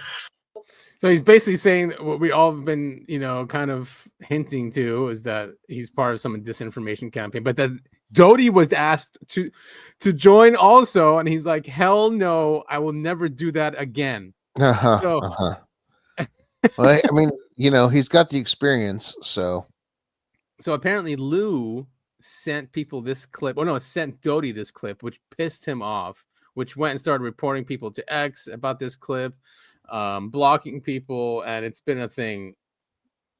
Yeah, but I don't want to get into the yeah, I mean, either these fights, either Lou Elizondo, he's coming forth and telling the truth, and he's being discredited by every government agency known to man, or he was a disinformation agent from the very beginning, and both are very troubling. Yeah, I mean, he has controversy. Here it is. Richard Doty accuses me of lying and abusive comments and has reported me to X. That sucks, man. I think Red was just only good to him. Red Panda Koala, we would love to have you on the show, man. Yeah, let's talk about this stuff. Or ma'am. Yeah, we don't know. I'm sure he's a dude. This is the clip. Yeah. Anyway, we'll move on. There's some AARO released another video. Hell yeah, Arrow. That's unresolved. So they're not just debunking anymore, which that's good. It means they're listening. Yeah. This is a weird one. It's kind of like that rubber ducky one. There's no audio, so we can talk over it. But see, yeah, they block out all the telemetry. Yeah. Just like last time. This is also in the Middle East. There it is. See, it looks like the rubber ducky thing where there's something on top that looks detached. It just goes back and forth. Oh God. Yeah. Yeah, these UFOs, not only do they love nuclear weapons, they also love war zones. They do. And look at that. Yeah, and you'll see at the end what it does. It is really bizarre. They keep switching from this mode. Yeah, see, now this is classified, whatever this means. They're trying to lock. I think they're trying to lock on it. And that's when it freaks out. Whoa. Oh, it comes back. Whoa. He's trying to get it back into the screen. So it's like when you try to do a lock on it, it figures it out. Yeah, exactly. Yeah, they've got some sort of sensors on board. He's just blue hue. Sure. Some other form of night sight. Exactly. But it just looks so weird. It really does. Whoa, see how it did that? But like the thing is, it's playing with the camera. Like it knows it's trying to be locked onto, and it doesn't completely fly away. It just a little. Yeah. Hi guys. I'm over here now. Yeah, so maybe these things are living. I mean, one's like this. I mean, so really quick, is the camera moving? And in some parts, yeah. So when it you'll see it tries to get it in the middle, and then it moves, and then so the camera will move to put it back in the middle. Okay. But yeah, the camera does move. Like here, it's not. There, the object's moving. Yeah. But here, look at the end. The end. All right, so they're close up here. No. Yeah, it gets really close, and then see you later. Yeah, no, it's totally man. It's totally right there. Oh, what? Okay, no, he's trying to focus in on it, but then right, that's what he's doing. He's focusing. I'm assuming so. No, wait, see? Yeah. Wow. Now it's off to the left. Yep. Whoa, now it's up top. And that's the end of it. Unreal. Really cool footage. Scary footage, but really cool. Yeah. Can you imagine being the operator on that? So I know. Seriously. Sarge, I got this thing on video and I don't know what to do. Are people happy? Yeah. Well, they're still going to say bad things about them. Of course. This is just one of those headlines, I think. What? Shocking! UFO files hidden in presidential library claim U.S. made successful contact with an alien race. That's right. Yeah. I wonder which race they made contact with. I'm sure humanoid. Well, yeah, but I'm wondering if is it the insectoids? Is it the Nordics? Oh, Nordics. I think Nordics. Yeah. Well, that's a fun one. Unearthed. All right. So a trove of unearthed government documents has detailed a secret face-to-face encounter with alien beings. Should we continue with this? Project Sigma. I'm breezing through the article. Yeah, because it said that it was in a residential library. I fell under MJ12. Okay. Okay. And that Eisenhower? That's Truman. Truman? Oh, here it is. The UFO task force was reportedly created by President Harry Truman. What's this document? Project Sigma, which was allegedly run by the secret group Majestic 12, aka Magic 12, aka MJ12, spent 5 years trying to make radio contact with UFOs before succeeding in 1959. And that's what this document is. Project Sigma. USAF intelligence officer met with 2 aliens at a prearranged location in the desert of New Mexico. The contact lasted for approximately 3 hours. Oh wow! Hope they had a fun lunch. I mean, 3 hours. We only eat squid. I thought you were going to say plants. We only eat plants. Yeah, they're vegan. Give us your elm trees. MJ12. Okay. These basic. Okay. This is all MJ12. I'm trying to look for what library it was undercover. Oh, so what's this? Here's a CIA document. So MJ12, Majestic 12, we could do a deep dive on it, but honestly, there's not a whole lot of information. No, we did. We went through the entire website of the Majestic Documents website. Yeah. Okay. It's one of the first deep dives we did. So it was a while ago. Majestic 12, really fun. Again, the Area 51 books focuses heavily on MJ12.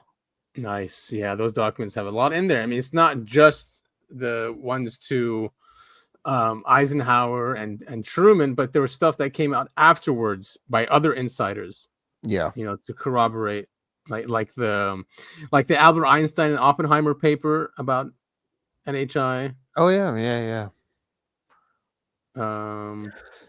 So that picture, that was posed, right? Yeah, completely posed. He came out and said it. Yeah, this guy right here before he died. Not a real photo of what crashed in Roswell. That was pushed to the public, but that was not what the actual, what was actually crashed in Roswell. So what's this? 1953. I just want to see what it is. 1940s. The U.S. intelligence community has allegedly been keeping the existence of alien life and UFOs secret. So that's the conclusion of this panel. The panel further concludes that the continued emphasis on the reporting of these phenomena does in these parlous times result in a threat to the orderly functioning of the protective organs of the body politic. That's a very strange sentence to put into an intelligence briefing. I know, right? Basically, do not just keep this stuff secret. Yeah. Just keep lying, people. Yeah. Keep believing the lie. Anything else? No. So I don't know. That wall of dust in Chicago looks pretty interesting. Wall of dust. Yeah. Oh, apocalyptic wall of dust engulfs Chicago. Cool stuff. MJ12 is always fun. Yeah. There's a clip of Hal Puthoff talking to investors about 0-point energy. Nice. In 1994. And he has a plan of basically how to introduce this technology without overthrowing the old paradigms. 1994. Pretty crazy. Oh, wow. 30 years ago, yeah. So he's been working on this for a long time. First of all, it's scientifically sound. This is not pseudoscience. The Casimir effect is a real effect. It's known to extract energy from the vacuum. Absolutely accepted by physicists. It's certainly embryonic in development, because I'm sure none of us arrived here today in an automobile powered by 0-point energy. So it is definitely early stages of R&D. When investors come to us, and we do have investors in our laboratory, we tell them it's high risk, infinite payoff. But it is high risk. So if you want to invest money in something that you know will make money in the next 5 years, maybe you wouldn't invest in this. But if you want to live your old age out as a trillionaire, maybe you would. So for workers in the field, our feeling is that just as the 20th century may go down in energy terms as the nuclear age, we think the 21st century will be the 0-point energy age. For example, you might think that the Mideast would not like this development, even if it was okay with refineries. But the way to overcome that is to go to the Mideast people and ask them to underwrite the new development, so that can pull the plug on their potential competition. The nuclear industry also does not have to be threatened by the development of these sources, because you can go to the nuclear industry and say, you've got your magnificent billion-dollar plant here. We're not going to bother that. What we want you to do is pull out those nasty radioactive rods and throw them away and drop in our new devices. And then you can go to the public and say, we have gotten rid of radioactive pollution and we're reducing the price to the consumer. So it could be a big win for the nuclear industry, and they can continue to use their power plants. Are you possible to build one yourself and put it at your home and cut off your wires to the electricity? I'm going to talk about that in a minute. Right here, skip the generator in the garage stage. We think, although you could, we think it would be better not to do that. I'll try to explain why. With the electric power utilities, the way you keep from threatening them is that you don't want to have everyone have one in the garage unplugged immediately because the economic chaos would be too big. But the electric power utilities are having to meet increased capacity requirements all the time. And in the United States, they must satisfy a Clean Air Act, which is very difficult. And so you go to the electric power industries and say, okay, as you add new units to meet increasing demand and need to meet clean air requirements, don't build more of the old kind, just add our form. Because let's face it, even if we had generators up and running, it would still be a couple of decades before you could get them all distributed around anyway. So we think you skip the generator in the garage stage, and instead, you'd go to a TV manufacturer, you would go to a washing machine manufacturer, a dishwasher manufacturer, and say, okay, on your next new model, instead of having a plug, the plug's in the wall, have these never say die batteries in the back. And so that way, as units become obsolete, new units get introduced without plugs. And so you slowly unplug from utility companies instead of doing it all at once. Yeah, because economically, most people are not going to go out and buy all new equipment. That's right. That's right. So I think that's the way to approach it. First of all, so he's been thinking about this for a while, how to introduce this without hurting the current system, because he's realized that's one of the big issues, is that we're not going to release it because it'll just destroy what we've built. Oh man, what a shame. I just it's such a bummer, hearing and reading and learning about this, that our entire global economy is built on oil. Yeah, Really. it is. Yep. And I think that's why Matthew Brown says the fear and greed thing is because these people fear not being wealthy and in power anymore. And Yeah. they're greedy because they want to keep it that way. And Just unbelievable, man. I mean, how much money do you really need? Like if I got $1 billion today, I wouldn't go, oh, how do I make more money? I just live my life. You know what I mean? These people aren't like that, I guess. They were gravitated to making this money any way possible, by war and just, scams and loopholes and, things that we don't even think about. So there's no laws on the book. I feel that's what always happens. These guys get away with stealing so much, but because there are no laws until after it's done, then they create the laws so no one else does it. Yeah.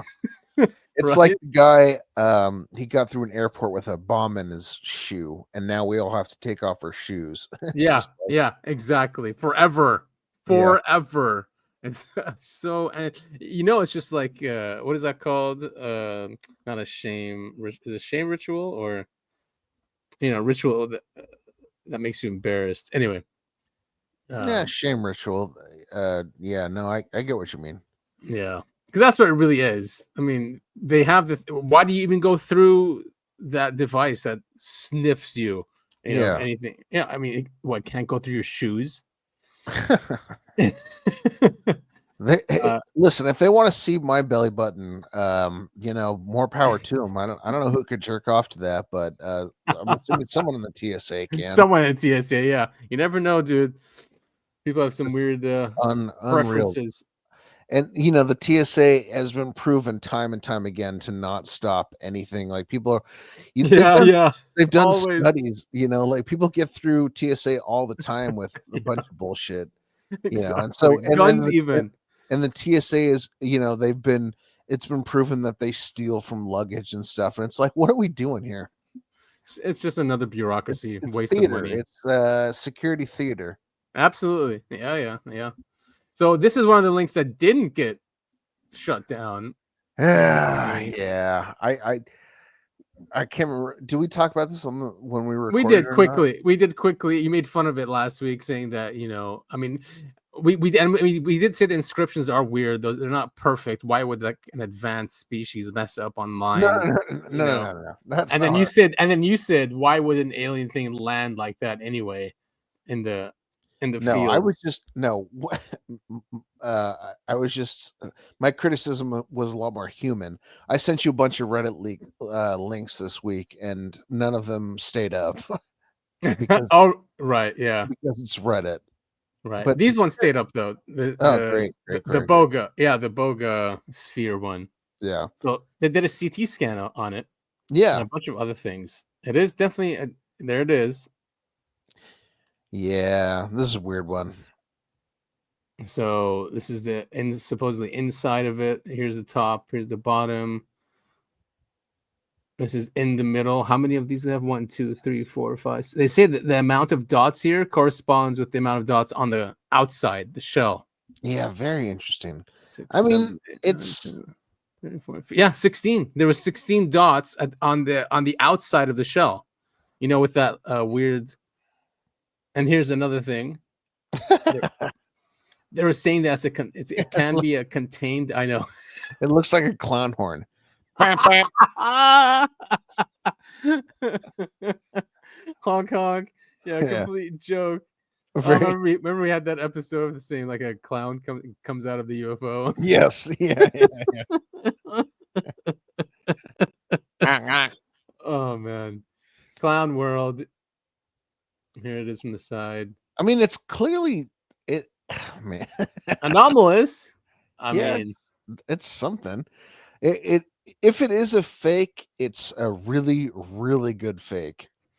Yeah, right, exactly. So it's with Jamie Maussan, the Mexican guy, Nazca pterodactyls. Well, I mean, there's other stuff like here. They did the analysis performed on this sphere determined that it is an aluminum alloy with a hardness of 330, which is higher than the aerospace hardness of 170 and is not currently available for commercial use with the level of hardness shown by the Buga sphere.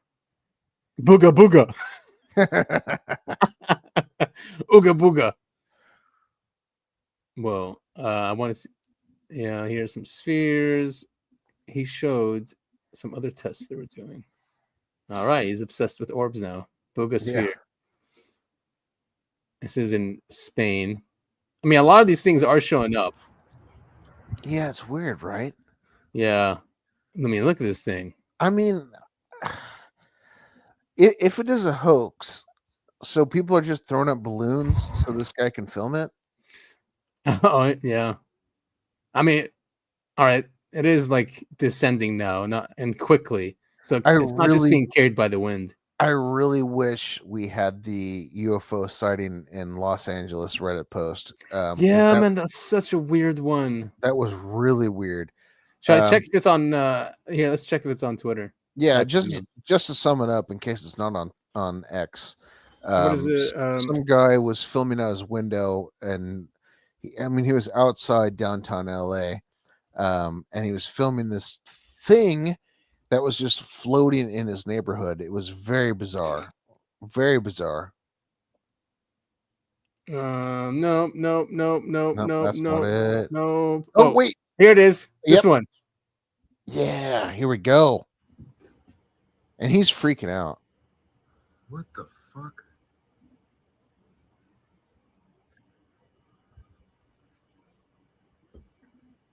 What the fuck is that?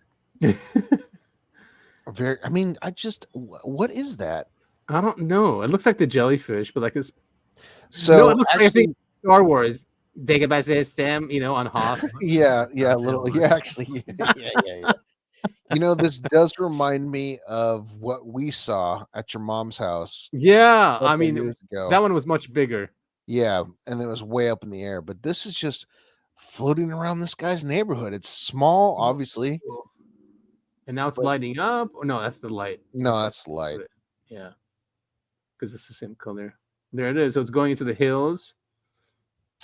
Just bizarre. There's no explanation for this. No. It's not a drone, obviously. It's not a balloon. Right. I don't have any explanation. There it just goes. Yeah, look, there it goes. It's like one of those blobs we did last week on the Russian. Yeah. The Ruskies. The Ruskies. So maybe it's one of those things, or it's like some cloaking mechanism. Something. I mean, oh man, here it is, still going. Yeah, I don't know. It's bizarre. Thank God this guy saw this out of his patio. He's like, "Yo, what the hell is that?" Yeah, He just goes, "Am I tripping? Am I seeing this right now?" I wonder what it's looking for. This do around the neighborhood, Don't mind me. What is this? Just taking a survey. Yeah, totally. So he's lost it. No, he's still trying to look for it. Gone. Man, very cool footage. A drone? No, hold on. This looks clearer. Oh no, it's the same type of. Looks a little bit clearer. What the hell?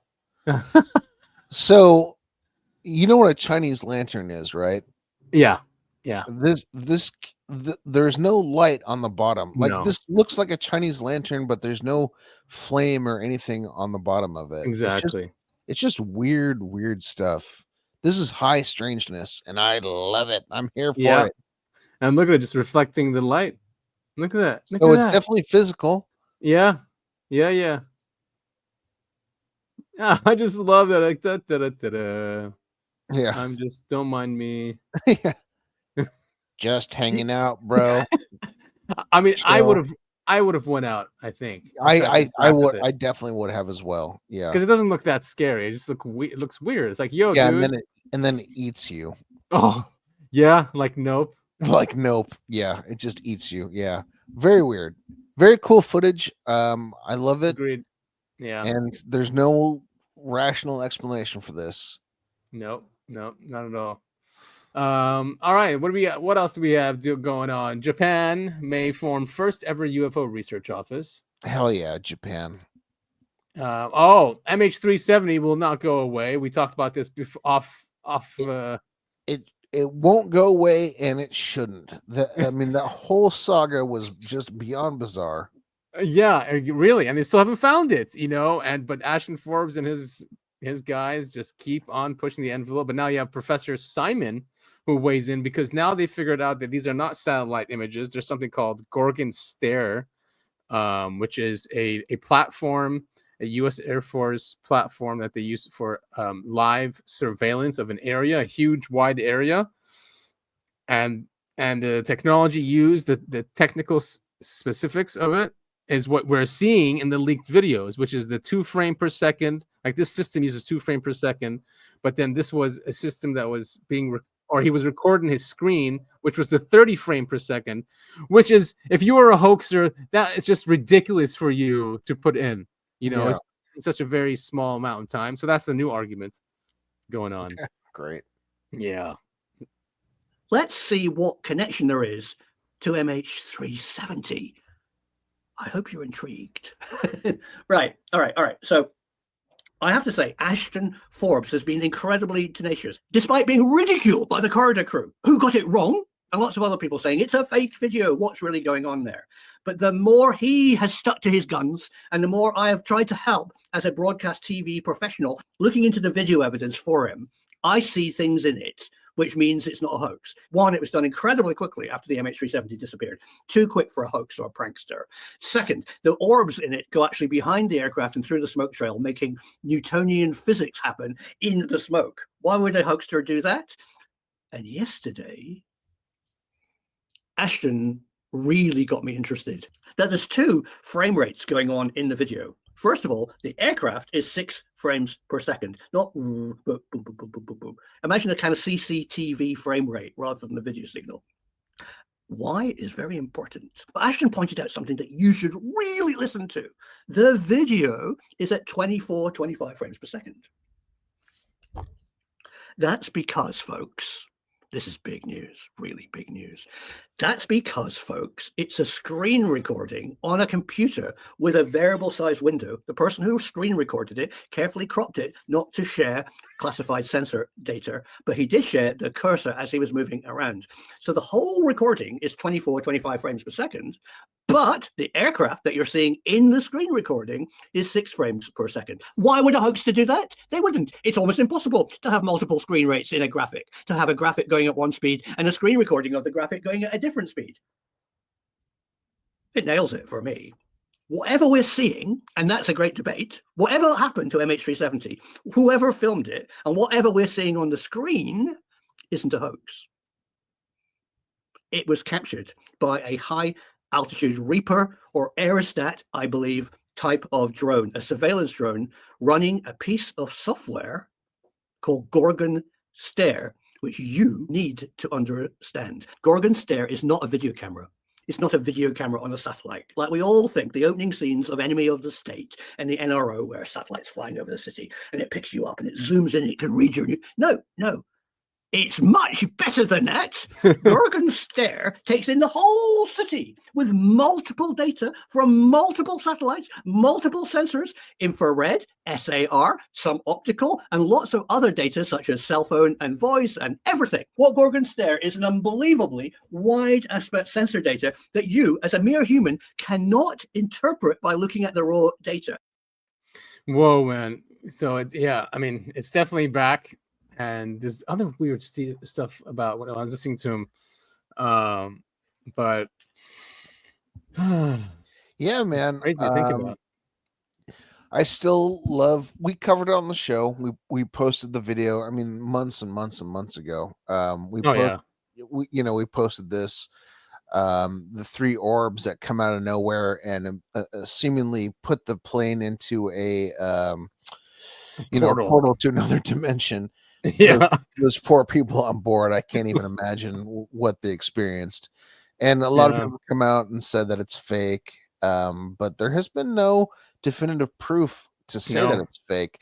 The big debunker theory, people had posted the pictures of the clouds and they go, oh, this cloud is from this website and yada yada yada, but that website hadn't been created until 3 years after this video was posted. So it's like, that's not a great debunking of this video, and I still love it. I still think this is more or less what happened. Yeah, it's just, is it one of ours, like Ashton says, or was it aliens that did it? But why would aliens do it? And why would we have our assets in there recording it? So that's why he's saying it's ours. That does beg the question. I mean, it wouldn't be the first time that the U.S. government experimented on their own people. So it's not totally crazy to think that.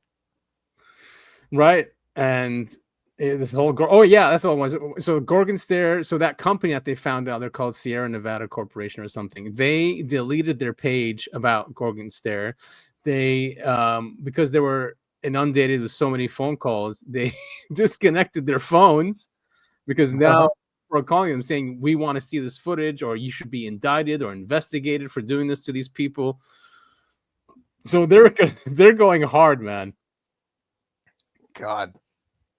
I know. Could you imagine, like, this is the footage that gets disclosure going? Can you imagine some idiots high up at this company like teleported this plane to who knows where, and they didn't even mean to do it, and they're just like, oh shit. Exactly. Weird. Very strange. But yeah, if we have this technology, which wouldn't be a surprise to many researchers, could be just our ticket to disclosure, and showing proof. And I just rewatched Sphere this weekend. I've talked about it on the show before. Whoa. Great movie, better book. Michael Crichton, he wrote Jurassic Park, wrote this book. He wrote a lot of other books that I'm huge fans of, like Prey. But anyway, one of the themes in that movie and book is about a spaceship going backwards in time through a black hole, and this seems weirdly similar. That is weird, huh? Yeah. Crichton is such a great writer. I loved how he just depicted corporations and the secrecy that they have, and then the high technology in those corporations. He was definitely ahead of his time. My favorite book of his, Prey, is about nanotechnology and the downfalls that come with it. But this music video, I'm actually all about this. This is Chupacabra on X. I like this song so much, I tried to find it on my iTunes app so I could put it in my playlist. Well, I'm sure it's on Sona or one he uses that for his music. So probably search Chupacabra on there. Yeah, I should. I mean, this is great. Even the music video makes it 100 times better. Yeah, this is fantastic. he's very talented. He's very talented. Very and, you know, talented, yeah. it just shows that one person can just be an entire studio. It used Yes. to take hundreds of people to make a music video like this. Hundreds of people and man hours. And I don't know how many man hours took for him, but he used AI fully for the song and for the video scenes. However many hours it took, it was worth it. Agreed. It's like The Weeknd, right? The song. Yeah. Anyway. Yes.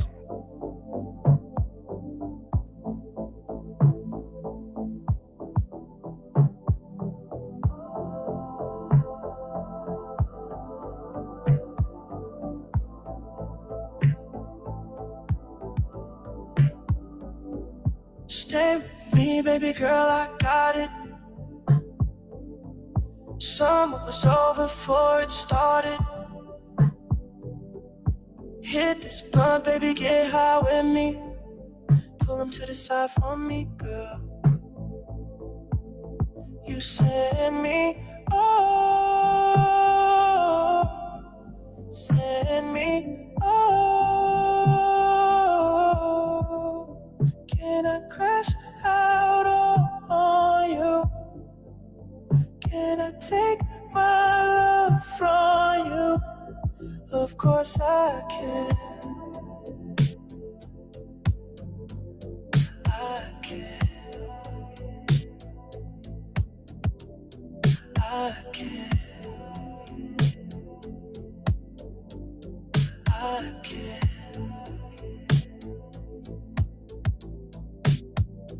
I don't wanna rush, this time is on my side. Testify for me, alibi. You send me, ooh. Can I crash out on you? Can I take my love from you? Of course I can. Of course I can.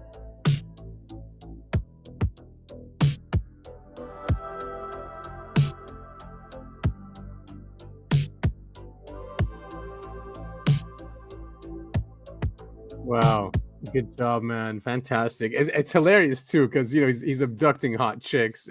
So I was just about to talk about that. The I mean, it's all AI, but the chicks in this video, it's all like late 80s, early 90s girls. And like, for whatever reason, I'm totally about that. Yeah, the whole theme, the feel, very cool. I mean, Hollywood's gonna go just like it looks like the mainstream media is going. Yeah. You know, No. if it's directing to people like this who can create these type of, you can do a whole movie. So not just 3 minutes. I can't remember if I mentioned it, if I said it to you in the chat, or if I talked about it last week. But I think there's so many creative people. I think it was on the episode last week. Yeah. There's so many creative people on YouTube and X, and all this stuff, and there's so much more creative than what current Hollywood has given us. And I think like these guys. Yeah, I think this is really funny. So this is a podcast, right? Or a supposed podcast? Fake podcast with two aliens just speaking about two aliens talking about humans. He's wearing a Space Jam t-shirt. So humans do this weird thing where they spend 8 hours a day almost dead. They call it sleeping. Oh, sleep. Yeah. Let's just do the most inefficient thing in the world and put myself in a voluntary coma. Yeah, it's ridiculous. Dude, sometimes I'll pop into a human's bedroom while they're sleeping and I'll just like look at them to see if they'll do anything. They never do. They don't even wake up. Sometimes they'll wake up and I got to dip out and I'll be like, my bad. But usually I'm just watching them and they're not reacting at all. Just leaving themselves completely vulnerable for any predator. Totally. You know what I do? What do you do? I visit them in their dreams. Ooh. Yeah. Well, I mean, it's a very accessible dimension for us. But for them, it seems like, you know, they got to go to sleep. Do you understand that humans sleep for a third of their lives? No. Yeah. Do you know how many of their problems they could solve if they didn't need? Wait, what? How goofy. I know, it's so funny. dude. They this guy what's his name? Brent Pella. Very creative on YouTube. He's got a ton of these type of videos. Here's another one.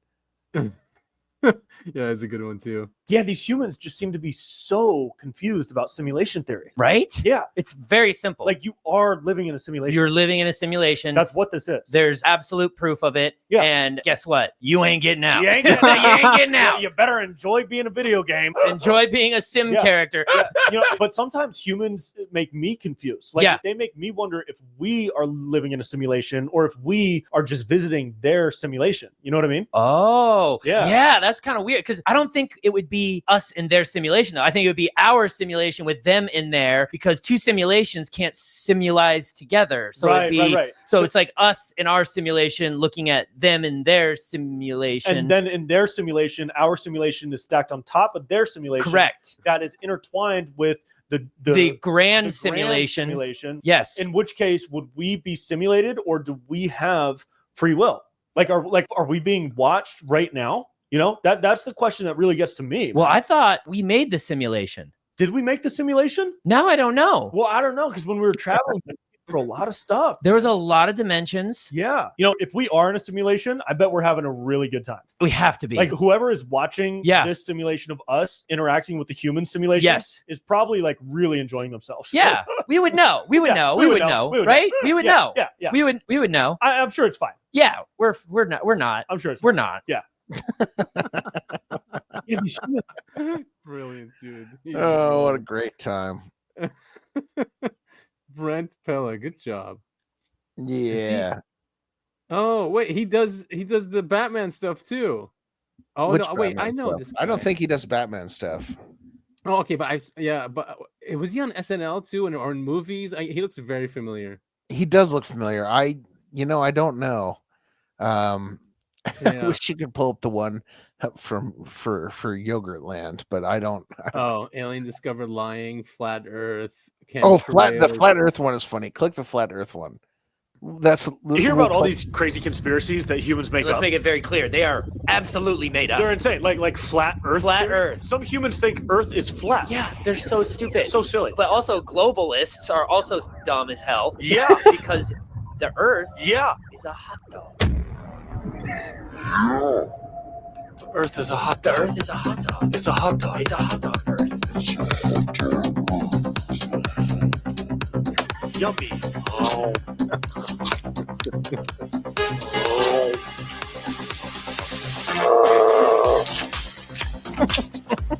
Ketchup, mustard time. Oh, no onions on my hot dog. No, thank you. Ooh. Hot sauce. Hot sauce. No, hot dog. No, mayonnaise. Is it a sandwich? Put bacon on your hot dog, Earth. Or is it Earth? You hear about all these crazy conspiracies? Oh man, that's a so fun funny, time, so dude. stupid. But man, oh man, yeah, Brent Pella, good job. Love your videos, man. Yeah, dude, hilarious. I need to figure out where I've seen him before. It must have been like the Daily Show or something because he looks very familiar. Something, yeah. I mean, plus you don't get the budget to do like blue alien stuff. You know, you have to have money to do that. Yes, I mean it's done so well. So he has a specialized artist, makeup artist, putting those on. Yeah. Well, man, it's been 2 hours of talking about uncovering anomalies and conspiracies. That's right. I've really enjoyed this time with you. I want to recommend. Have you watched Tulsa King? No. Oh, it's on Amazon. It's got Sylvester Stallone. Oh, no, I haven't seen it. It is way better than it should be. It's really good. Yes, very fun. I did start that Neighbors one. What is it? It's hilarious with this, Hamm. It's with John Hamm. Wait, is that his name? Oh, I've seen ads for that, but I haven't watched it at all. Dude, it's really good. It's really good. Yeah, very well written. Yeah, it's on Apple. It's like it's definitely made for him, or they wrote it for him. It's just perfect. All right, I'll have to check that out. Yeah. I did watch Novocaine, which is also on Amazon. Well, it's on Paramount Plus, but I have that. I have that. Oh yeah, through Amazon. it's about a guy who can't feel pain, which is a real medical condition. Whoa, that's weird. It's So the very weird. receptors just don't work. Yeah, it's actually a bizarre phenomena that some humans have. And Can they get bruised too? Oh yeah. No, you Oh. get hurt, you just Yeah. can't feel pain. So like, if you break Wow. your finger, you won't know that you broke your finger, but your hand will have a broken finger on it. Oh my god. Okay, get it. All right. So just the sensation of pain does not exist. Yeah. It was fun. Kind of dumb. It was very predictable, but I enjoyed it. Nice. Cool. Yeah. So how's everything going with your week, man? Well, it's been a really busy week, pretty stressful, especially with I don't know, there was a lot of things that happened at the same time on the same day, which is really bizarre when that happens. Really, and they were dramatic as well. I don't want to get into the details, but it's just weird how it all comes down at the same time. So there's a famous saying out there that says, "When it rains, it pours." Yeah. It was like that. But the good news is that it's a new beginning, and there's some good stuff happening as well. So it did come with that. It's just the ending of it was bizarre. Sure. Dramatic. But yeah, I mean we had some good comments on the show last week, with some basically recommendations. It's just because people are like, man, we love your show, it should be up on top. What if you guys do this? And we love that. It's cool. We really do. Yeah. We love feedback. We love to hear about it. And we do our best to accommodate the feedback as long as it's within reason. Right, exactly. Despite what all the comments say, I will not do an episode on camera fully nude. I don't think that will help. Maybe one day in the future I'll give it a shot. I mean, it's going to disappoint a lot of people, but oh man, it'll disappoint me the most, but yeah, it'll disappoint a lot of people. But we love the constructive criticism, and we're open to making our changes to the show. Exactly. Yeah. And let's see how that plays out. So we went right into the subject this time. We didn't really get into no girl talk at the beginning. No girl talk in the beginning. Straight into it.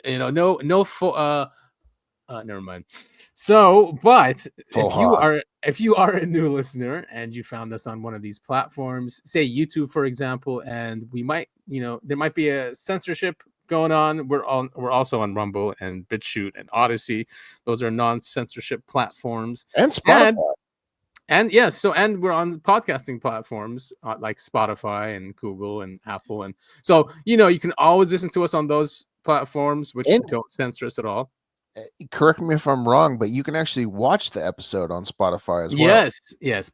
That's the only one that you can also watch the video on Spotify. So that's really cool.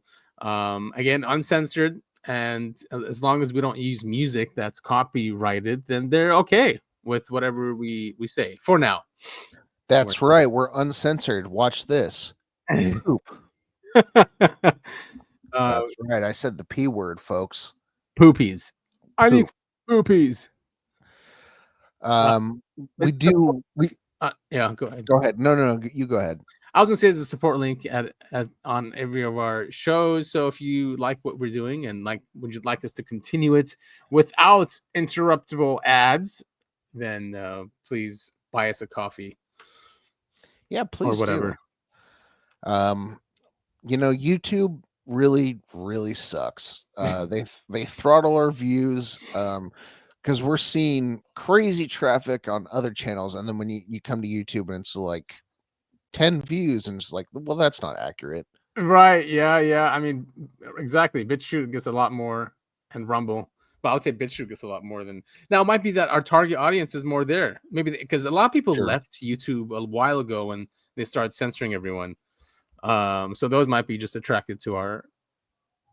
Although no, I mean, this has a huge wide interest, and we see it in our analytics as well. It's across all age groups, male, female, doesn't matter, all countries, and rightfully so.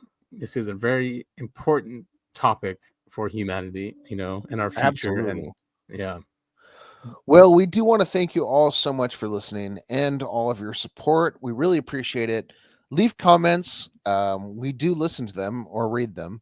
Absolutely. Adam always sends me the comments, and I cry a little bit inside when they're a little harsh, but I think it's important. It's part of growing. You know what I mean? Yeah. So we want to thank you all for listening to the UAP podcast, and we will see you guys next week. Message in the static, a shadow in the dark, a light against the stars, a podcast from afar. It's Adam and Topher, becoming peace. Our hunt for the truth will never cease. It's the Uncovering Anomalies podcast, where the truth is told until the last. Listen to our words and hear our voices. We can't save you, but present your choices.